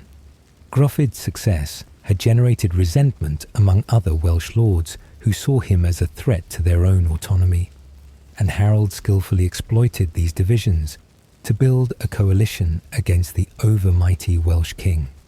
The Earl of Hereford's diplomatic efforts created a situation where Gruffydd faced enemies on multiple fronts, making it impossible for him to concentrate his forces effectively against any single threat. Harold's 1062-63 campaign against Gruffydd represented the culmination of years of preparation and the most sophisticated English military operation in Wales in living memory. Rather than attempting another conventional invasion that would allow Gruffydd to retreat into the mountains and avoid decisive battle, Harold coordinated a simultaneous land and sea assault designed to trap the Welsh king between converging English forces. In December 1062, Harold launched a winter campaign into North Wales, striking at a time when Welsh forces were dispersed for the season and unprepared for major military operations. The surprise winter offensive caught Gruffydd off guard, forcing him to flee his court at Rhuddlan and seek refuge in the Welsh interior. Harold's forces occupied Rhuddlan, destroyed Gruffydd's ships to prevent escape by sea, and established a base for continued operations.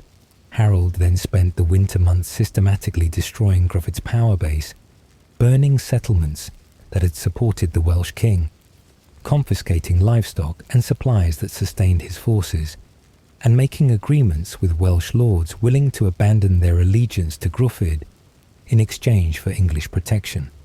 This methodical approach to warfare differed markedly from the raid and retreat pattern that had characterized previous English operations in Wales, demonstrating Harold's understanding that lasting victory required political as well as military success. In the spring of 1063, Harold renewed his offensive with a coordinated campaign that used both land and naval forces to encircle Gruffydd's remaining strongholds. Harold's brother Tostig, Earl of Northumbria, led a fleet that harassed the Welsh coast, while Harold's land forces pressed inland, creating a vice that slowly crushed Gruffydd's ability to resist. The Welsh king found himself increasingly isolated, unable to gather sufficient forces to challenge Harold's armies and unable to find refuge from the English naval blockade. The campaign ended not with a climactic battle, but with betrayal from within. In August 1063, Gruffydd was killed by his own men, Welsh lords, who calculated that their survival required accommodation with English power, and that Gruffydd's continued resistance would bring only destruction to Wales. The dead king's head was delivered to Harold as proof that the Welsh threat had been eliminated, a grim trophy that symbolized both English military success and the brutal realities of 11th century politics. Harold's victory over Gruffydd ap Llywelyn was the most significant English military achievement in Wales in generations. The Earl of Hereford had accomplished what previous campaigns had failed to achieve: the elimination of a unified Welsh threat and the establishment of English dominance over the border regions. Harold's success enhanced his reputation throughout England and abroad, establishing him as the kingdom's premier military commander and its most capable political operator. But the Welsh campaigns, for all their success, also revealed troubling aspects of Harold's methods and character. The systematic devastation of Welsh territories, the destruction of settlements and resources, and the encouragement of internal betrayal demonstrated a ruthlessness that contrasted sharply with Edward's reputation for gentleness and mercy. Harold was proving himself to be an effective protector of English interests, but he was doing so through methods that owed more to Norman efficiency than to Anglo-Saxon tradition. While Harold campaigned in Wales, his brother Tostig was establishing his own controversial reputation as Earl of Northumbria.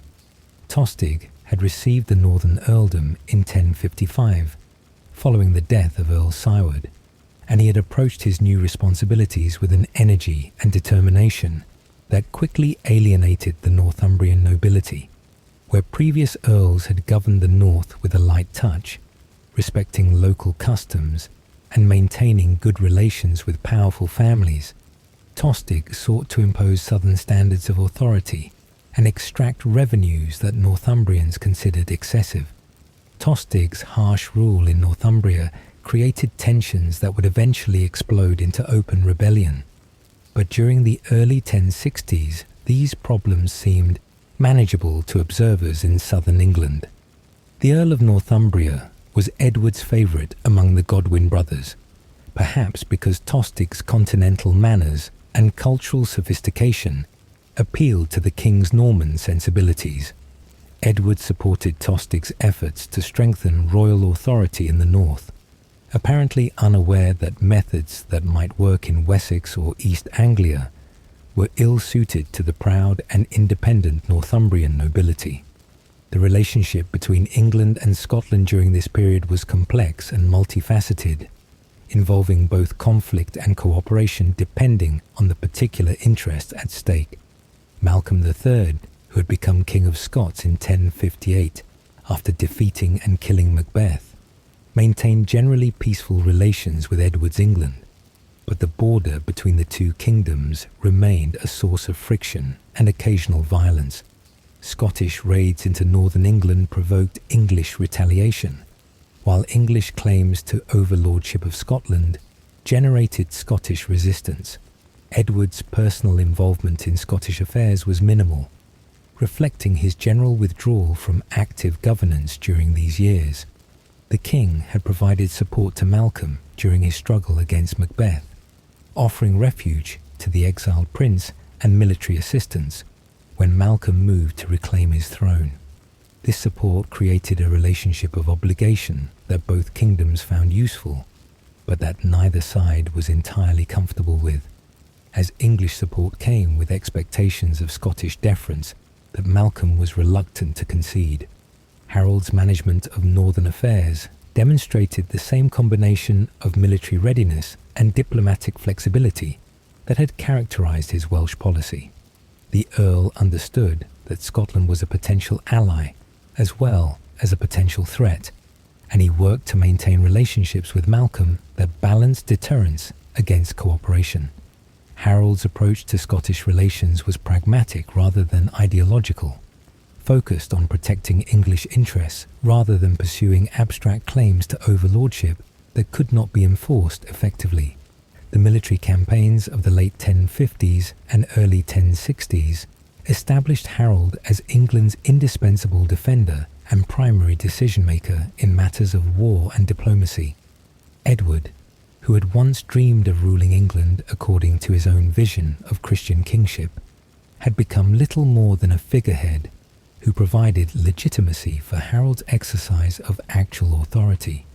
The king spent his days supervising the construction of Westminster Abbey, attending religious services, and cultivating the reputation for sanctity that would later justify his canonization. The business of ruling England, defending borders, managing conflicts, and preparing for the future, had passed entirely into Harold's hands. This division of responsibilities might have provided stable governance if the succession question had been resolved, but Edward's childlessness meant that Harold's accumulation of power and prestige was also his preparation for claiming the throne itself. Every military victory enhanced Harold's credentials as a potential king. Every successful diplomatic negotiation demonstrated his fitness to rule, and every year that passed without Edward producing an heir made Harold's eventual succession seem more inevitable to observers both in England and abroad. But Harold's path to the throne faced a significant obstacle in the form of Duke William of Normandy, who had not forgotten whatever promises Edward had made during the brief period of Godwin exile. The Duke was watching developments in England with intense interest, carefully noting Harold's growing power while maintaining his own claim to the succession through Edward's earlier designation. The stage was being set for a confrontation between Harold's de facto authority and William's claimed legal right, a confrontation that would be resolved not through negotiation or legal procedure, but through the arbitrament of battle. The Welsh Wars and Northern Troubles of the early 1060s were thus more than simply military campaigns or diplomatic challenges. They were Harold's demonstration of the qualities that he believed fitted him for kingship: military prowess, political skill, and effective protection of English interests. But they were also evidence of Edward's complete abdication of practical authority, a withdrawal from governance that left England dependent on a single family and vulnerable to the succession crisis that would inevitably follow the king's death. As the 1060s progressed and Edward aged, the question that dominated English politics was no longer whether the king could rule effectively. That question had been answered definitively in the negative, but rather who would succeed him when death finally claimed the saintly but ineffective monarch. Harold had established himself as the obvious choice by virtue of his power and achievements, but the existence of William's claim meant that the succession would not be resolved through English constitutional procedures alone. The Welsh Wars had demonstrated Harold's military capabilities, but they had also made clear that his succession would be contested by a formidable opponent who commanded resources and determination equal to his own. The succession dilemma, as Edward entered the final years of his life in the mid-1060s, the question of succession had transformed from a distant concern into an immediate crisis that threatened to tear England apart. The king, now in his early 60s and showing unmistakable signs of declining health, had failed in the most fundamental obligation of medieval kingship, providing for an orderly transfer of power to the next generation.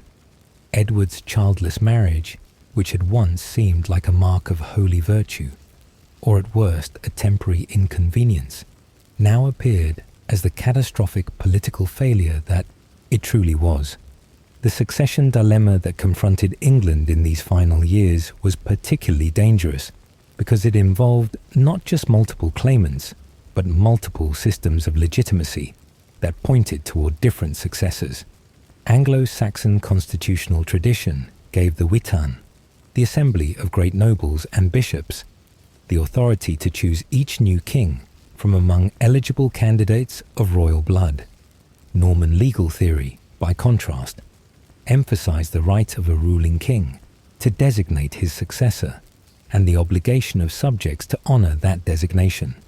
The conflict between these incompatible systems meant that no solution to the succession question could satisfy all parties or prevent the dispute from escalating into violence. Edward's own position on the succession remained maddeningly ambiguous.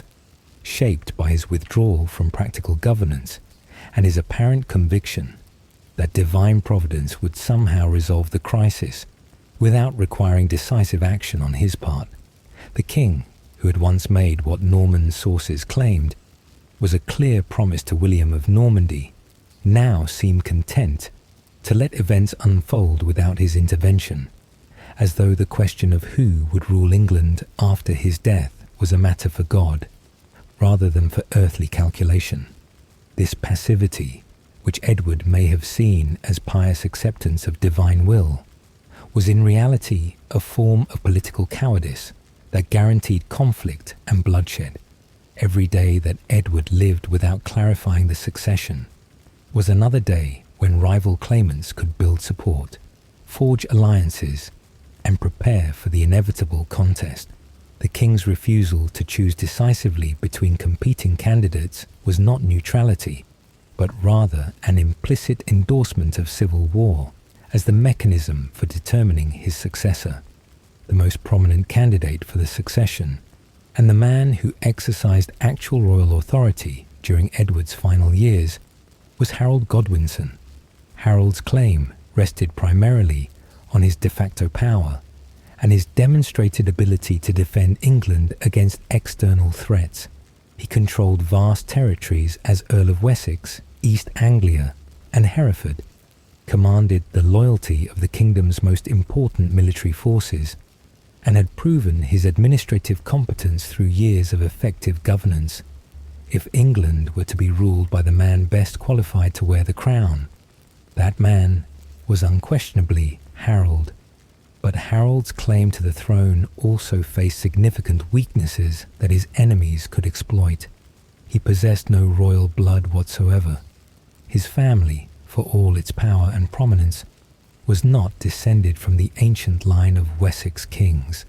In a society that placed enormous value on hereditary legitimacy, Harold's lack of royal ancestry represented a serious vulnerability that could be used to question his right to rule. Moreover, Harold's power derived entirely from the earldom that his father had accumulated, making him appear to some observers as a usurper seeking to replace the ancient royal house with a new dynasty based purely on military force. The candidate with the strongest hereditary claim was Edgar Atheling, the great-nephew of Edward through the king's brother Edmund Ironside. Edgar was the grandson of Edward the Exile, whom Edward had recalled to England in 1057, apparently with the intention of designating him as heir.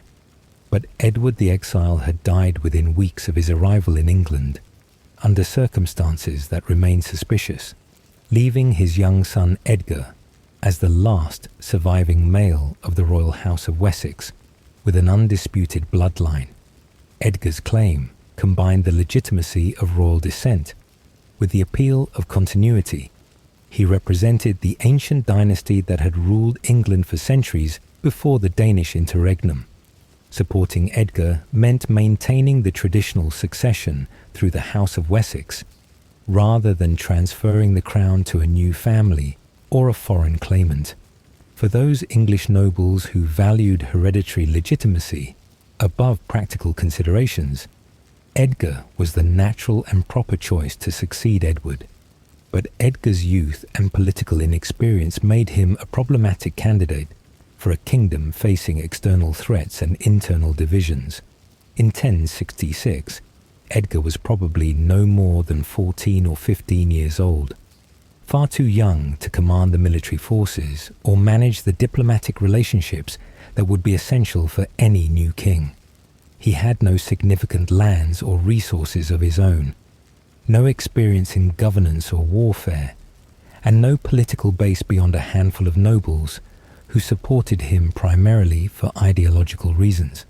Choosing Edgar would mean accepting a long regency during which real power would be exercised by whoever controlled the young king, likely leading to exactly the kind of factional conflict that Edward's reign had been designed to avoid.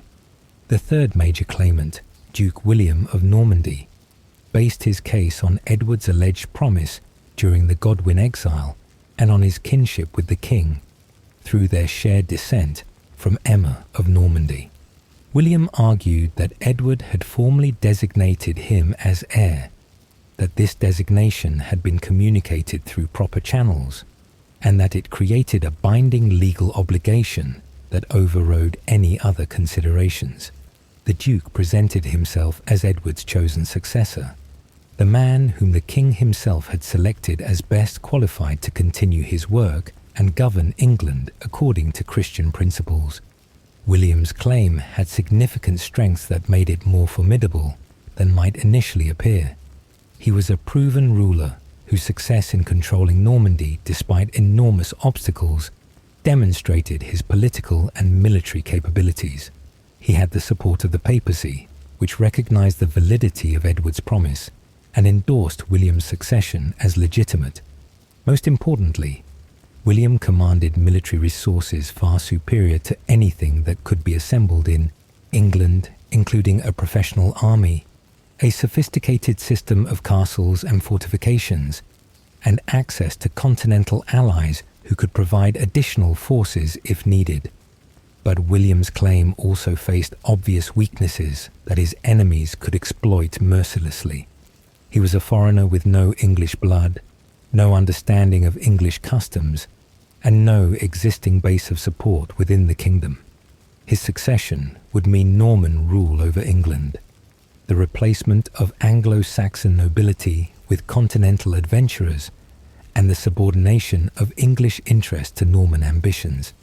For patriotic English nobles and common people alike, William represented the loss of everything that made England English, the final triumph of foreign influence that Edward's Norman preferences had foreshadowed. There was also a fourth claimant, whose ambitions would prove crucial to the events of 1066, Harold Hardrada, King of Norway, whose claim derived from an alleged agreement between his predecessor Magnus and Harthacnut regarding the succession to England and Denmark. Harold's claim was the weakest in terms of legal theory. It depended on interpreting a 40-year-old agreement about Danish succession as applying to England as well. But it could not be dismissed because Harold commanded the military power to make his claim matter regardless of its legal merits. Harold Hardrada was perhaps the most formidable warrior in Northern Europe, a man whose legendary military achievements had made him feared from Constantinople to Iceland. His reputation for ruthless efficiency and his command of Norwegian naval power meant that any succession dispute in England would likely draw him in as a third party seeking to exploit English division for his own benefit. Harold's claim might be legally dubious, but his ability to project military force across the North Sea meant that he had to be considered a serious factor in any succession calculation. Edward's handling of this complex succession situation demonstrated all the weaknesses that had characterized his entire reign. Rather than choosing decisively between competing candidates and working to build support for that choice, the king maintained an ambiguous position that allowed each claimant to believe he might succeed. Edward continued to honor Harold as his primary deputy, while apparently maintaining friendly relations with Duke William. He acknowledged Edgar's royal blood without explicitly designating him as heir. He did nothing to discourage Harold Hardrada's interest in the English succession. This studied ambiguity might have been intended to keep all options open, or to avoid confrontations with powerful interests, but its actual effect was to ensure that the succession would be contested violently. The most controversial episode in the succession drama occurred around 1064, when Harold Godwinson made a journey to Normandy, whose purpose and consequences remain among the most disputed questions in medieval history. Norman sources claim that Edward sent Harold to Normandy specifically to confirm the king's promise of succession to William, that Harold swore a sacred oath on holy relics to support William's claim, and that this oath created a binding obligation that Harold later violated by accepting the crown himself. English sources tell a very different story.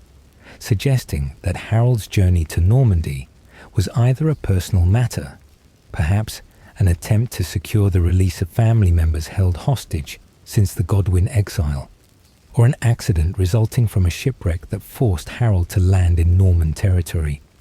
According to these accounts, William detained Harold against his will and compelled him to swear the disputed oath under duress, meaning that it had no legal or moral force. Some English chroniclers claim that Harold never swore any oath at all, that the entire story was a Norman fabrication designed to justify William's later invasion. What actually happened during Harold's Norman journey will probably never be known with certainty. The sources are too contradictory and too obviously shaped by the political needs of their authors to permit definitive conclusions. But several things seem clear. Harold did visit Normandy, probably in 1064. He did spend time at William's court, possibly as a guest, but also possibly as a prisoner whose freedom depended on Norman goodwill. He did leave Normandy with some kind of understanding between himself and William, though the exact nature of that understanding remains unclear. The Bayeux Tapestry, commissioned by William's half-brother Bishop Odo shortly after the conquest, depicts Harold swearing an oath to William on holy relics, suggesting that something like this scene actually occurred. But even if Harold did swear such an oath, the circumstances matter enormously for determining its validity.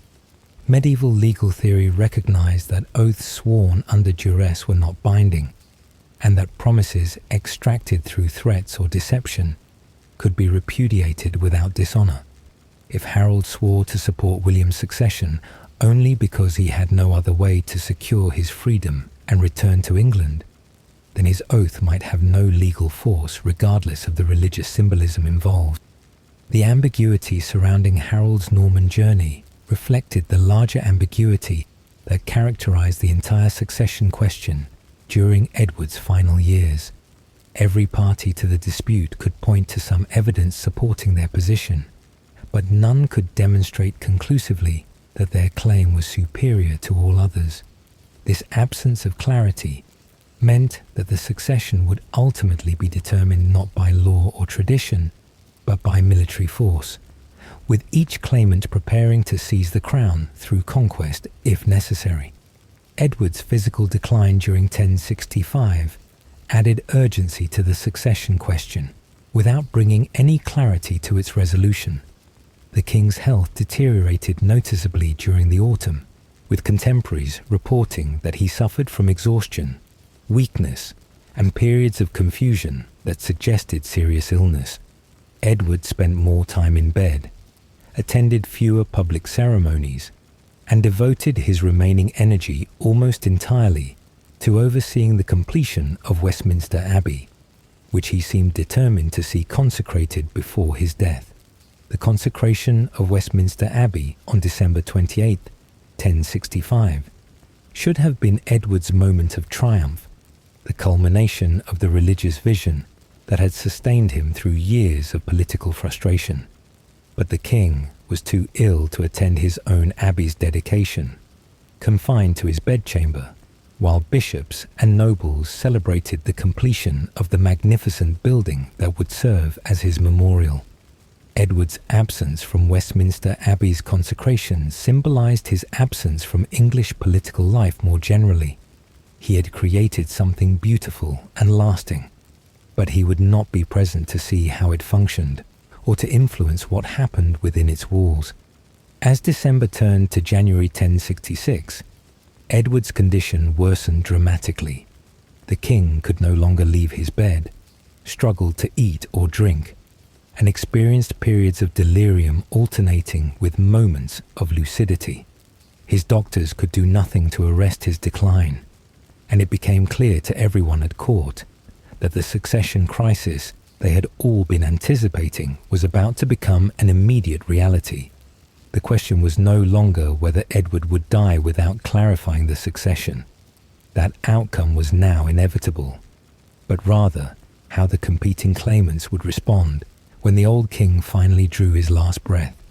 Edward's final days became the subject of intense scrutiny and later controversy, with different accounts claiming that the dying king made different deathbed declarations about the succession.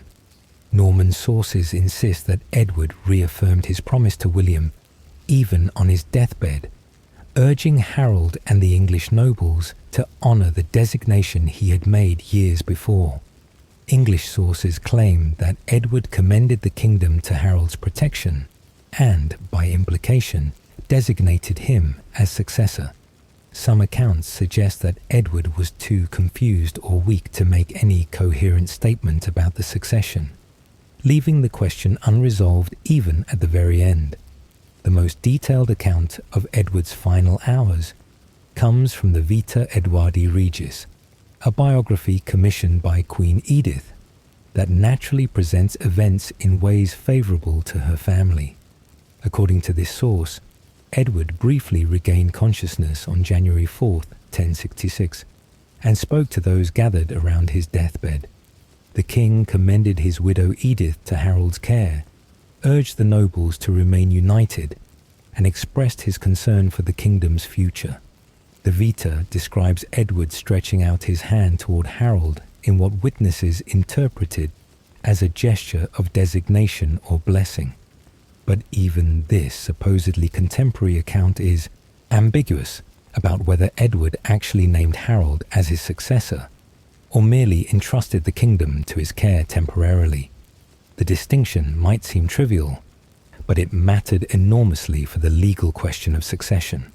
If Edward had explicitly designated Harold as king, that would strengthen Harold's claim significantly. If Edward had merely asked Harold to protect the kingdom and the queen, that could be interpreted as nothing more than a dying man's concern for his family rather than a formal designation of succession. The ambiguity surrounding Edward's final wishes perfectly embodied the ambiguity that had characterized his entire approach to the succession question. Even at the moment of death, when clarity was most desperately needed, Edward failed to provide decisive guidance that might have prevented the catastrophe to come. Whether this failure resulted from confusion caused by illness, from deliberate avoidance of a decision he found impossible to make, or from a continued belief that God would somehow resolve the crisis through miraculous intervention, the effect was the same. Edward left England without a clear succession plan at the moment when England most needed one. On January 5th, 1066, Edward the Confessor died in his bedchamber at Westminster Palace, surrounded by his wife, his nobles, and his clergy. He had reigned for 24 years, longer than most medieval kings could expect, and he had brought England a period of internal peace unprecedented in recent memory. But the peace he had maintained through political passivity and religious devotion would not survive his death by even a single day. The succession crisis that Edward had failed to resolve during his life would now be settled through violence and conquest, with consequences that would echo through English history for centuries to come. The saintly king who had left England to bleed was about to discover that history remembers failures as well as virtues, and that good intentions without decisive action can cause more harm than outright malice ever could. The dying king's final choice. The January morning that Edward the Confessor died dawned cold and grey over Westminster, the sky matching the sombre mood that had settled over the palace as the old king's life slowly ebbed away. Inside the royal bedchamber, a carefully selected group of witnesses had gathered to observe Edward's final hours and, perhaps more importantly, to hear whatever declarations the dying king might make about the succession that would take effect the moment he drew his last breath. These witnesses understood that they were not merely attending a death, but participating in a historical moment whose details would be scrutinized, debated, and contested for generations to come. Queen Edith sat beside her husband's bed, maintaining the vigil that medieval custom and wifely duty demanded. The marriage that had produced no children and had been marked by long periods of estrangement now ended with Edith holding Edward's hand as life left his body. Whatever personal feelings she might have harboured toward the husband who had sent her to a convent during the Godwin exile were now subordinated to the public role of grieving widow, a performance that served both to honour Edward's memory and to support her brother Harold's succession claim. Harold himself stood nearby, carefully maintaining the demeanour of a loyal subject grief-stricken by his king's impending death, while also positioning himself to claim the crown the moment that death occurred. The Earl of Wessex understood that the next few hours would determine whether Edward's death led to his peaceful accession or to a violent contest for the throne. Every word spoken, every gesture made, every witness's account of Edward's final wishes would matter enormously in the political and propaganda battles to come. Archbishop Stigand attended the dying king, ready to provide the final sacraments and spiritual comfort that Christian tradition required. Stigand's presence was itself politically significant, as his ecclesiastical legitimacy remained contested due to his irregular appointment during the Godwin Restoration. If Stigand administered Edward's last rites and endorsed Harold's succession, that would strengthen Harold's position among English clergy, while also providing ammunition to critics who could claim that the succession had been managed by an uncanonically appointed archbishop. Other witnesses included various nobles and clergy, whose accounts would later be used to support one succession claim or another. Robert Fitzwimmark, a Norman-born landowner who had maintained good relations with both Edward and the Godwin family, was present to observe the scene. Earls Edwin of Mercia and Morcar of Northumbria, whose support would be crucial for any new king, had positions near the bed. Several monks from Westminster Abbey attended, ready to pray for the king's soul and to record whatever occurred during these final sacred moments. Edward himself drifted in and out of consciousness, his weakened body no longer able to sustain extended periods of awareness. When conscious, the king seemed to recognize those around him and to understand that his death was imminent, but his ability to communicate clearly had been compromised by his illness, leaving observers uncertain whether his gestures and fragmentary words conveyed coherent intentions or merely the confused expressions of a dying man. According to the Vita Edwardi Regis, compiled under Queen Edith's patronage shortly after these events, Edward experienced a final period of clarity on the evening of January 4th. The king opened his eyes, looked around at the assembled witnesses, and began to speak in a voice weakened by illness, but still comprehensible to those standing close to his bed. What Edward said during these final conscious moments would become one of the most contested questions in English history. The Vita records that Edward first addressed his wife, commending Edith to Harold's care and urging his brother-in-law to protect the Queen with the same loyalty that Harold had shown to the king himself. This commendation was conventional. Dying husbands routinely entrusted their widows to the care of male relatives who could provide protection and support, but the act of specifically naming Harold as Edith's protector also implicitly acknowledged Harold's position as the most powerful figure in the kingdom and the natural person to assume responsibility for the royal family. Edward then, according to the Vita, turned his attention to the assembled nobles and clergy. He spoke of his concern for the kingdom's future, warning against the dangers of division and urging unity in the face of external threats. The king expressed his hope that England would remain at peace, that his subjects would continue to follow God's laws, and that his death would not become the occasion for conflict or bloodshed. These sentiments were appropriate for a dying Christian king, emphasizing spiritual values and communal harmony over the political calculations that everyone present knew would dominate the succession question. But then, according to the English sources that support Harold's claim, Edward did something more significant. He stretched out his hand toward Harold in what witnesses interpreted as a gesture of designation blessing, or commendation.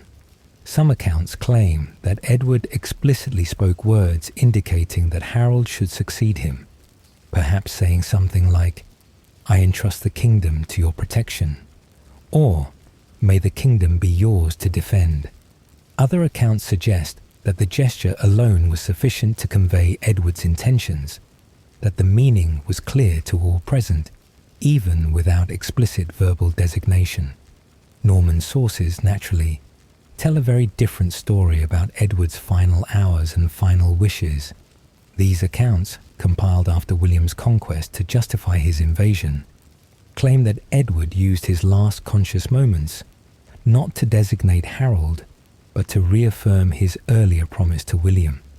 According to these Norman chronicles, Edward explicitly told Harold and the other witnesses that he had promised the kingdom to William of Normandy, that this promise remained binding despite the passage of time, and that Harold in particular was obligated by his oath to support William's succession.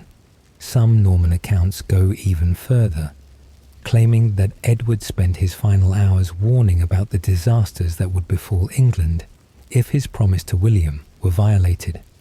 The king supposedly experienced prophetic visions during his illness, seeing the future Norman conquest and the suffering that would result from English resistance to God's chosen successor.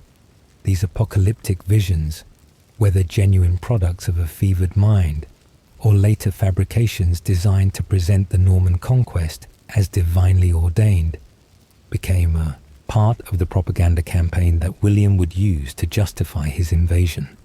The truth about what Edward actually said and did during his final hours probably lies somewhere between these contradictory accounts, though we can never know with certainty what occurred in that Westminster bedchamber on January 4th and 5th, 1066. Edward was genuinely dying, genuinely concerned about England's future, and genuinely constrained by the succession dilemma he had failed to resolve during his active reign. He likely did commend Edith to Harold's care, because that was the conventional and appropriate thing to do. He probably did express concern about the kingdom's future and hopes for continued peace, because such sentiments were expected from dying Christian kings. Whether Edward explicitly designated Harold as his successor or reaffirmed his promise to William remains unknowable. The dying king may have been too weak or confused to make any clear statement about succession.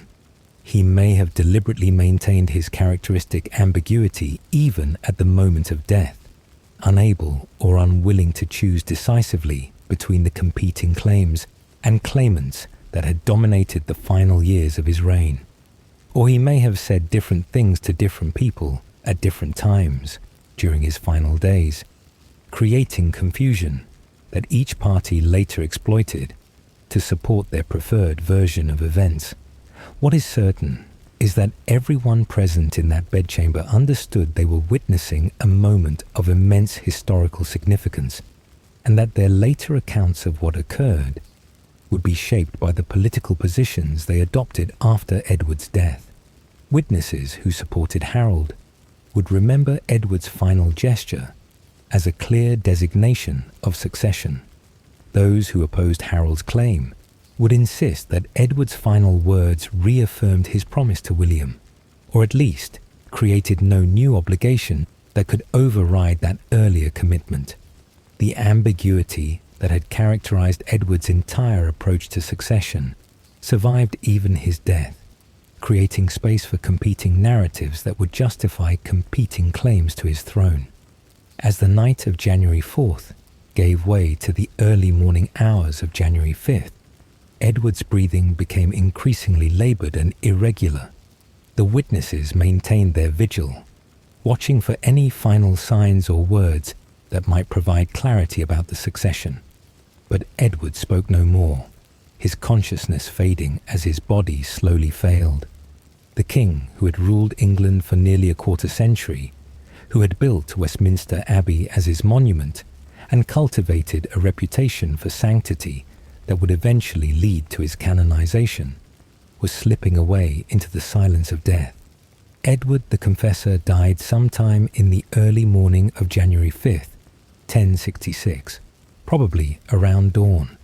His death was peaceful, as befitted a man who had lived his final years in religious devotion and contemplation.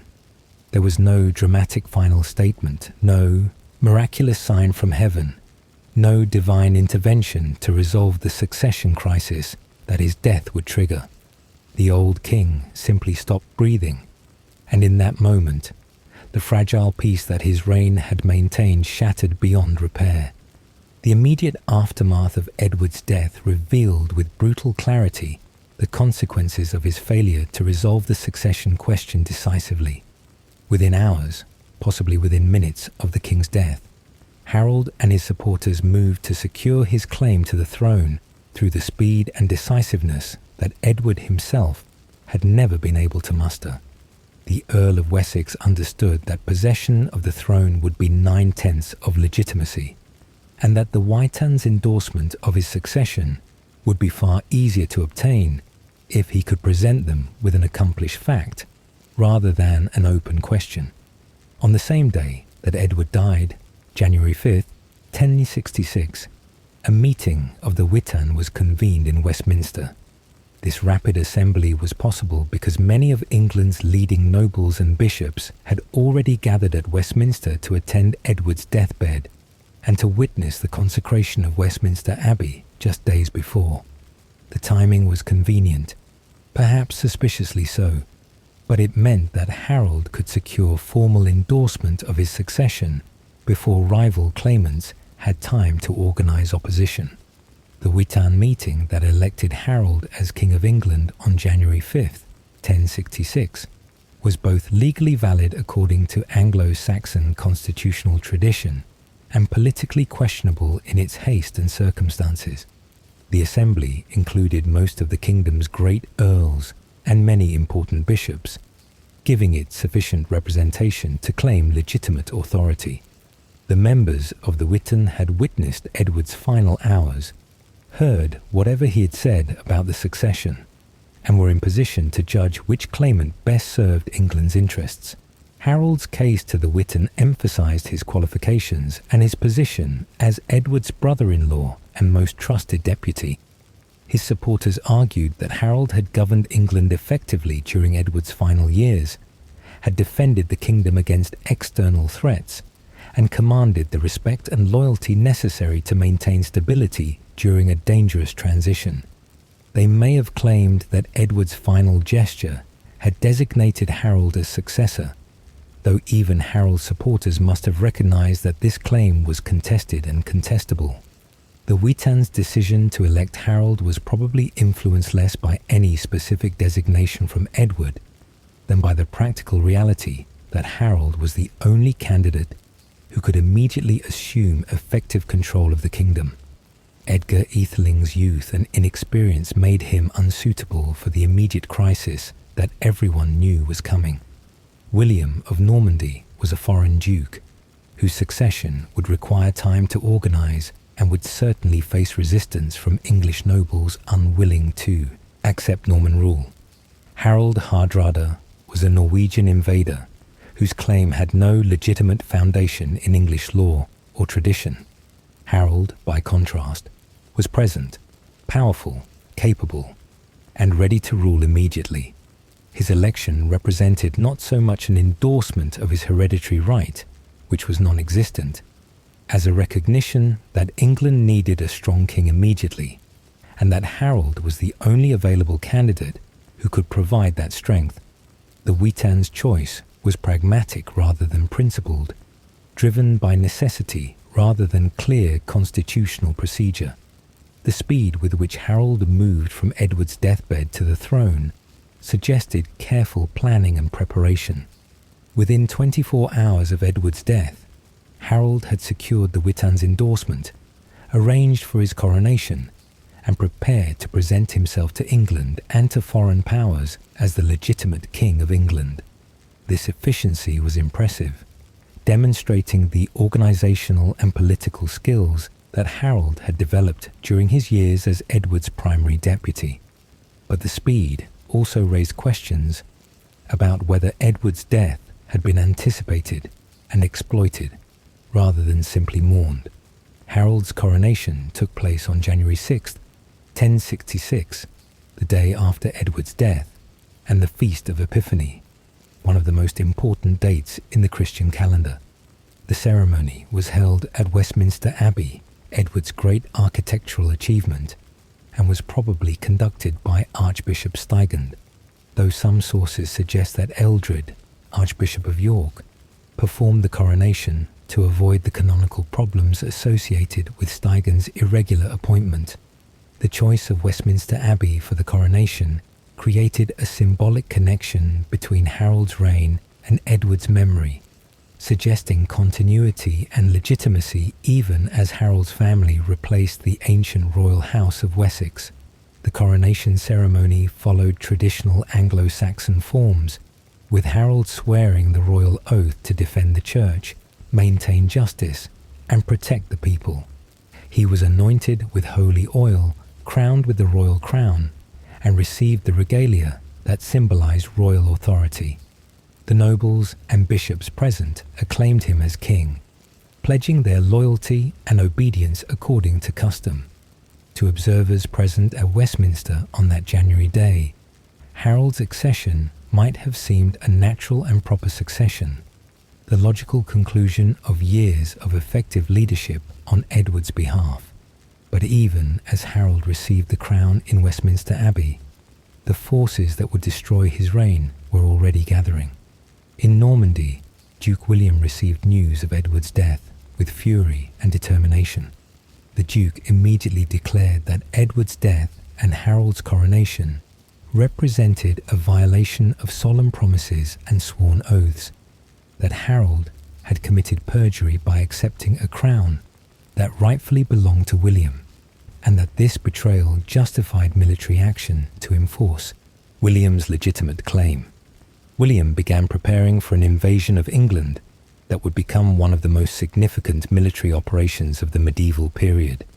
In Norway, Harald Hardrada also learned of Edward's death and saw opportunity in the succession crisis.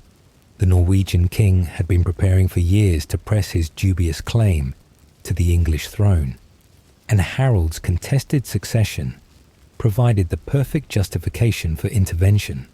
Harold began assembling the ships and warriors necessary for a major expedition against England, planning to exploit English division and to seize by force what he could never obtain through legal argument. Within England itself, not everyone welcomed Harold's accession with enthusiasm.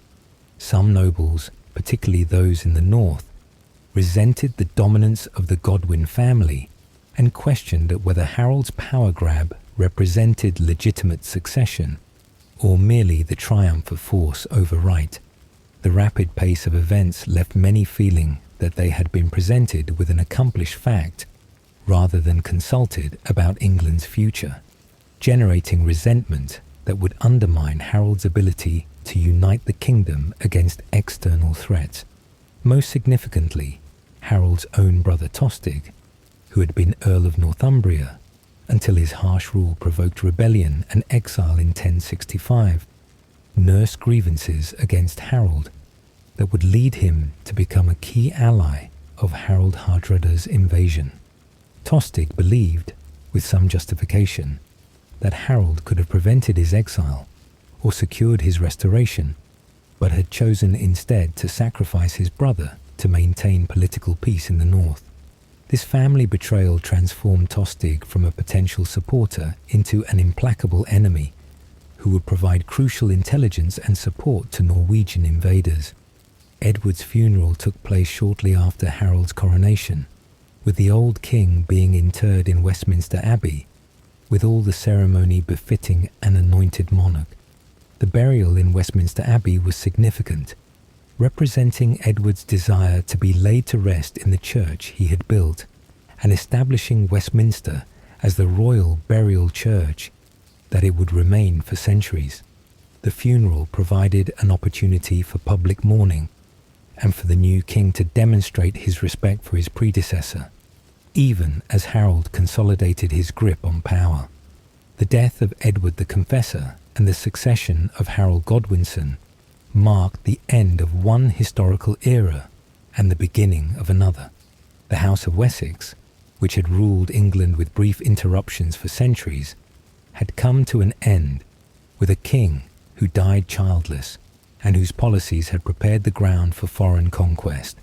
The Godwin family, which had dominated English politics for a generation, now held the crown itself, but they held it under circumstances that guaranteed it would be contested.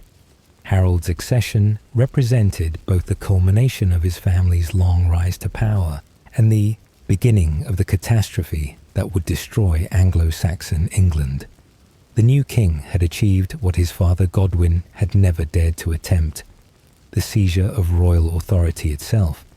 But in doing so, he had guaranteed that England would become a battlefield where competing claimants would settle their disputes through violence rather than law. Edward's final choice, whether made consciously through his deathbed gesture or made implicitly through years of political passivity, was to leave England without clear succession guidance. The dying king had failed in his most fundamental obligation, allowing the succession question to remain unresolved until his death made resolution impossible without violence. Whatever Edward's intentions had been, whatever he had hoped would happen after his death, the result was the catastrophe that observers had predicted and feared throughout the final years of his reign. The saintly king, who had built Westminster Abbey, who had brought peace to a war-torn land, and who would eventually be canonized for his virtue, had also created the conditions for one of the bloodiest succession crises in English history. Edward's personal holiness, whatever its spiritual value, had proven utterly insufficient as a substitute for decisive political leadership. His refusal to choose clearly between competing claimants, whether from piety or passivity or political cowardice, had left England vulnerable to invasion and conquest. As January 1066 progressed, Harold worked frantically to prepare England's defences for the invasions he knew were coming. The new king strengthened coastal fortifications, assembled naval forces, and attempted to build alliances with neighbouring powers who might support his claim. But Harold was fighting against time and against forces that Edward's failures had made irresistible. Duke William was assembling the largest invasion fleet seen in northern Europe for generations, while Harold Hardrada was preparing his own expedition with Norwegian military might behind it. The peaceful kingdom that Edward had maintained through political compromise and religious devotion was about to be torn apart by competing armies, each claiming the right to rule England, and each willing to destroy the country in order to possess it.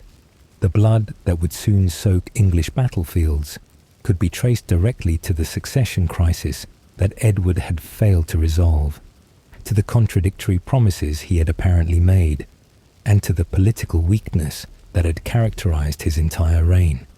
Edward the Confessor's dying choice, or his failure to choose, had left England bleeding before his body was even cold in its tomb. The saint's legacy would be measured not just in the magnificent abbey he had built or the reputation for holiness he had cultivated, but in the destruction and suffering that his political failures had made inevitable.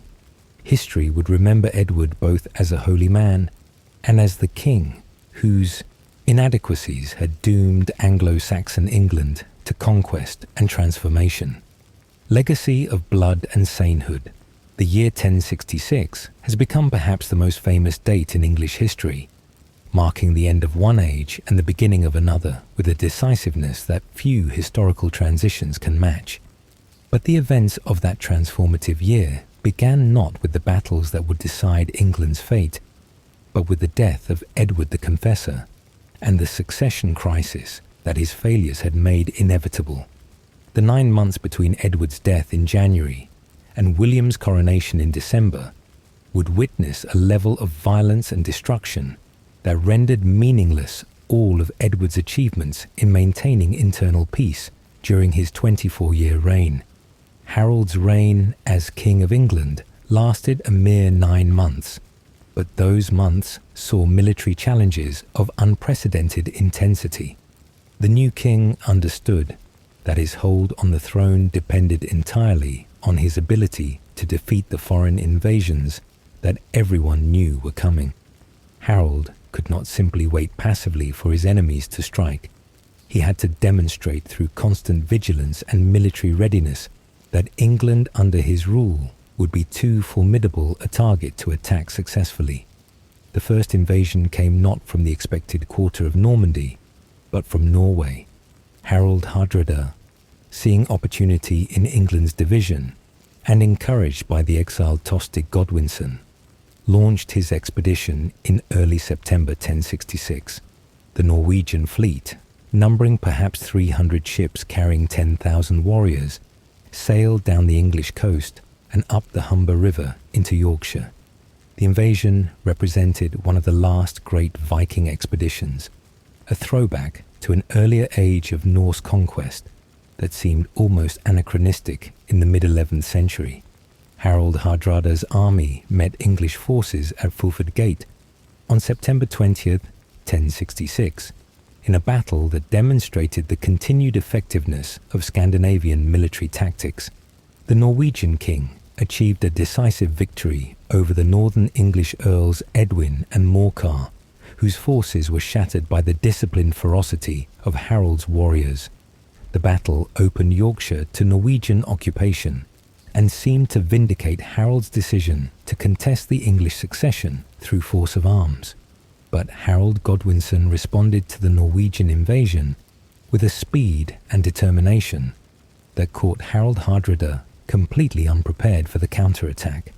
The English king, who had been waiting in southern England for the expected Norman invasion, force-marched his army northward at an astonishing pace, covering nearly 200 miles in less than a week. Harold's army arrived in Yorkshire, while the Norwegians were still celebrating their victory at Fulford, catching Harold Hardrada's forces dispersed and vulnerable. The Battle of Stamford Bridge on September 25th, 1066, became one of the most decisive English military victories of the medieval period. Harold's army, though exhausted from their rapid march north, fell upon the Norwegian forces with fury born of outrage at foreign invasion. The battle was brutal and prolonged, with Harold Hardrada dying early in the fighting when an arrow struck him in the throat. Tostig Godwinson, fighting alongside the Norwegians against his own brother, also fell during the battle, killed in the savage hand-to-hand combat that characterized medieval warfare. The Norwegian army was virtually annihilated at Stamford Bridge, with survivors fleeing to their ships and sailing home with only a fraction of the forces that had invaded just weeks before. Harold's victory seemed complete, demonstrating that England under his rule could defend itself against even the most formidable external threats. For a brief moment, Harold must have believed that he had secured his throne, that his military prowess had validated his claim to royal authority, and that the dangers of the succession crisis might be overcome through strength rather than legal argument. But even as Harold celebrated his triumph over the Norwegians, Duke William's invasion fleet was sailing across the English Channel. The Norman Duke had spent months assembling the military force necessary to conquer England, gathering not just Norman knights, but also warriors from Brittany, Flanders and France who were attracted by promises of English lands and wealth. William had also secured papal blessing for his expedition, obtaining a consecrated banner from Pope Alexander II that transformed the invasion into a crusade against the perjured usurper Harold. William's fleet landed at Pevensey on September 28, 1066, encountering no opposition because Harold's army was in Yorkshire, 250 miles to the north, recovering from the battle at Stamford Bridge. The Norman Duke immediately began constructing fortifications and organizing his forces for the campaign that would determine England's future. William understood that he needed to bring Harold to battle quickly, before the English king could fully mobilize the kingdom's resources against the invasion. Harold received news of the Norman landing while still in Yorkshire, and he faced an impossible military dilemma. His army was exhausted from the forced march north and the brutal battle at Stamford Bridge. Many of his best warriors had been killed or wounded in the fighting against Harold Hardrada. His forces needed time to rest, regroup, and prepare for another major engagement. But William's invasion could not be left unanswered. Every day that the Normans remained unmolested in England was another day when they could strengthen their position and attract English collaborators.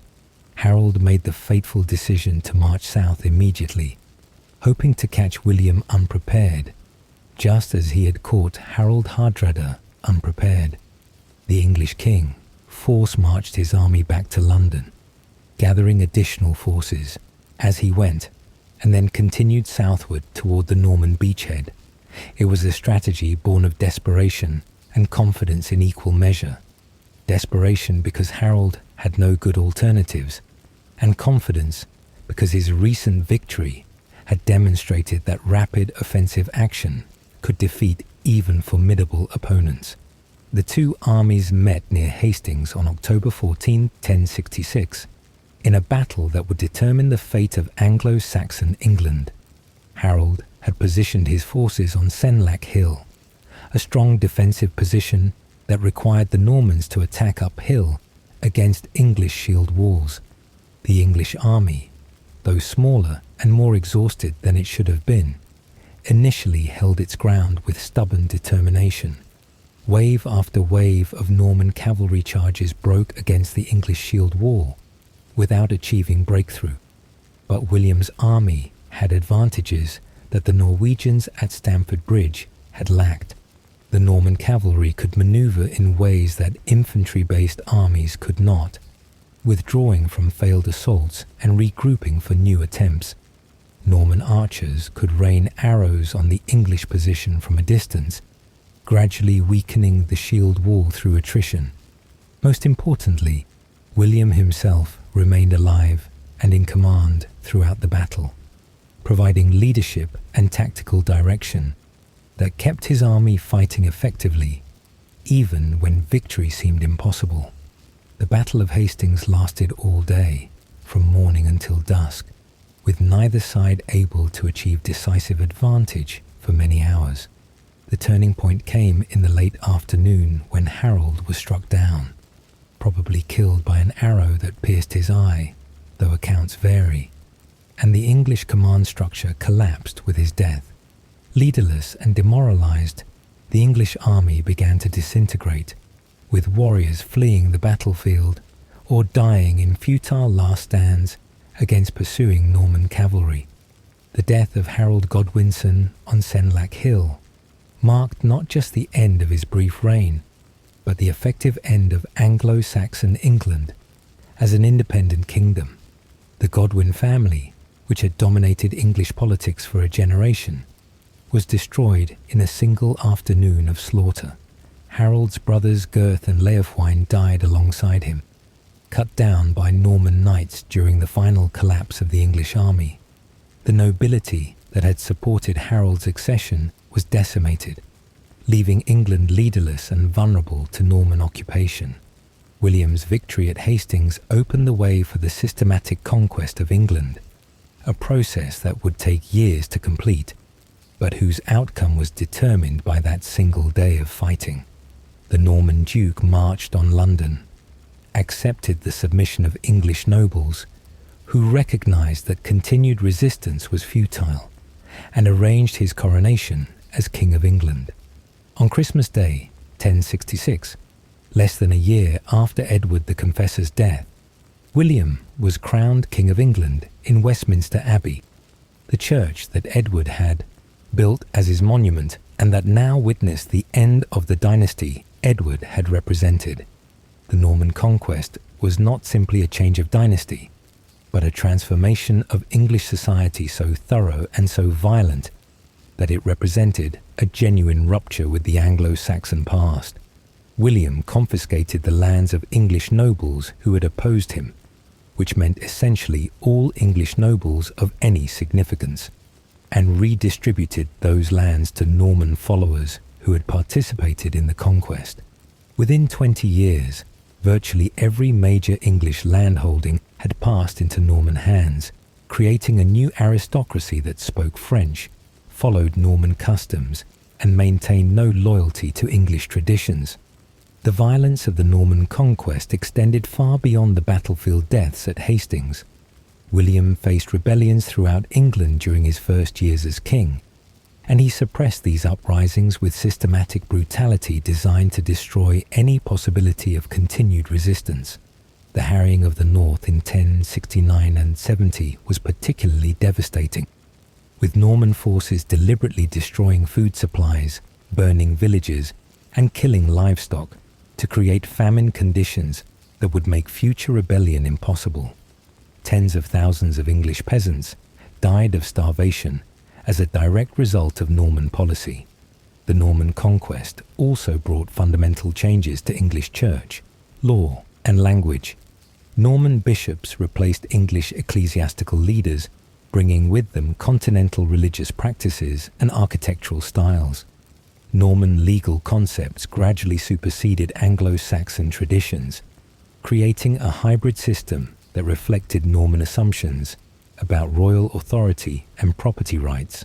French became the language of government and aristocracy, beginning England's long period of linguistic division between French-speaking rulers and English-speaking commoners. All of this destruction, all of this suffering, all of this transformation can be traced directly back to Edward the Confessor's failure to resolve the succession question decisively during his lifetime.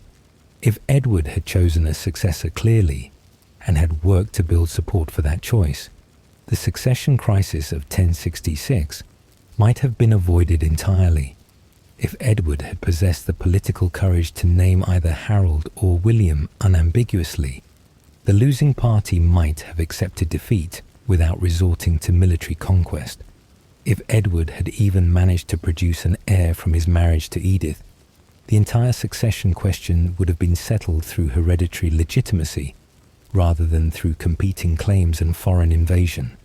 But Edward had done none of these things, and England paid for his failures with blood, fire, and transformation so complete that Anglo-Saxon England became merely a memory. The peaceful reign that Edward had maintained through passivity and religious devotion had purchased 24 years of tranquility at the cost of making catastrophic violence inevitable after his death.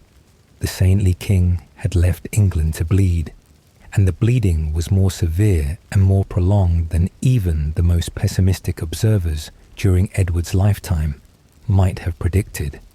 Yet even as the Norman Conquest was destroying everything Edward had represented, the process of transforming Edward himself from failed king into holy saint was already beginning. Edward's reputation for personal piety, which had been genuine if politically useless during his lifetime, now became the foundation for a cult of sanctity that would eventually lead to his canonization. The monks of Westminster Abbey, seeking to enhance their foundation's prestige and to attract pilgrims, began promoting stories of Edward's miracles, visions, and holy deeds. The campaign for Edward's canonization gained momentum during the reign of Henry II, who had his own political reasons for promoting the cult of Edward the Confessor. Henry, whose claim to the English throne was itself complicated by the Norman Conquest, benefited from emphasizing continuity with pre-conquest England and from presenting himself as the heir to Edward's legacy rather than merely to William's conquest. Supporting Edward's canonization allowed Henry to connect his own reign to an idealized Anglo-Saxon past, while also reinforcing royal connections to Westminster Abbey. Pope Alexander III canonized Edward the Confessor on February 7, 1161, nearly a century after his death. The canonization transformed Edward from a historical king, whose political failures had been obvious to his contemporaries, into Saint Edward, a holy ruler whose reign represented an idealized age of English Christianity. The epithet confessor which distinguished him from his uncle Edward the Martyr, emphasized his sanctity without martyrdom, a category of sainthood reserved for those who had lived holy lives but had not died for their faith. The shrine of Edward the Confessor in Westminster Abbey became one of medieval England's most important pilgrimage sites. Kings visited the shrine to seek spiritual guidance and to emphasize their connection to the pre-conquest royal line. The sick came seeking healing through the saint's intercession. Westminster Abbey prospered from the donations of pilgrims, fulfilling Edward's intention to create a magnificent religious foundation, even if the kingdom he had ruled no longer resembled the one he had known. Edward's legacy thus became deeply paradoxical, combining saintly reputation with catastrophic political failure in ways that medieval people struggled to reconcile. The Edward remembered by later generations was the pious king who built Westminster Abbey, who healed the sick through his touch, and who lived a life of Christian virtue that justified his canonization. The Edward known to his contemporaries was the indecisive ruler who failed to resolve the succession question, who abdicated real authority to powerful nobles, and whose political weaknesses invited the conquest that destroyed Anglo-Saxon England. Modern historians have struggled with this paradox, attempting to assess Edward's reign in ways that acknowledge both his genuine virtues and his undeniable failures. Some scholars, like Frank Barlow, have argued that Edward was a more capable and successful king than his reputation suggests, pointing to the internal peace his reign achieved and his success in navigating between competing factions. Others, like Richard Mortimer, emphasize Edward's political weakness and his effective loss of authority after the Godwin restoration in 1052. What seems clear is that Edward represents a particular type of medieval ruler, the king whose personal virtue and religious devotion were genuine, but whose political skills were insufficient for the challenges he faced. Edward truly believed in the Christian principles he professed. He truly did build Westminster Abbey as an act of devotion rather than mere display. He truly preferred prayer and contemplation to the violence and manipulation that characterized medieval politics. But these virtues, admirable as they might be in a monk or a saint, were inadequate in a king whose primary obligation was to provide stable government and secure succession. The question of whether Edward should be blamed for the Norman Conquest admits no simple answer. On one hand, Edward did not create the succession crisis. He inherited a situation where competing claims and complex legitimacies would have challenged any king. The existence of multiple claimants with different bases for their claims reflected broader problems in 11th century English constitutional practice, rather than Edward's personal failures. Many medieval kings struggled with succession questions without triggering catastrophes of the magnitude that followed Edward's death. On the other hand, Edward's handling of the succession question was notably passive, even by the standards of his time.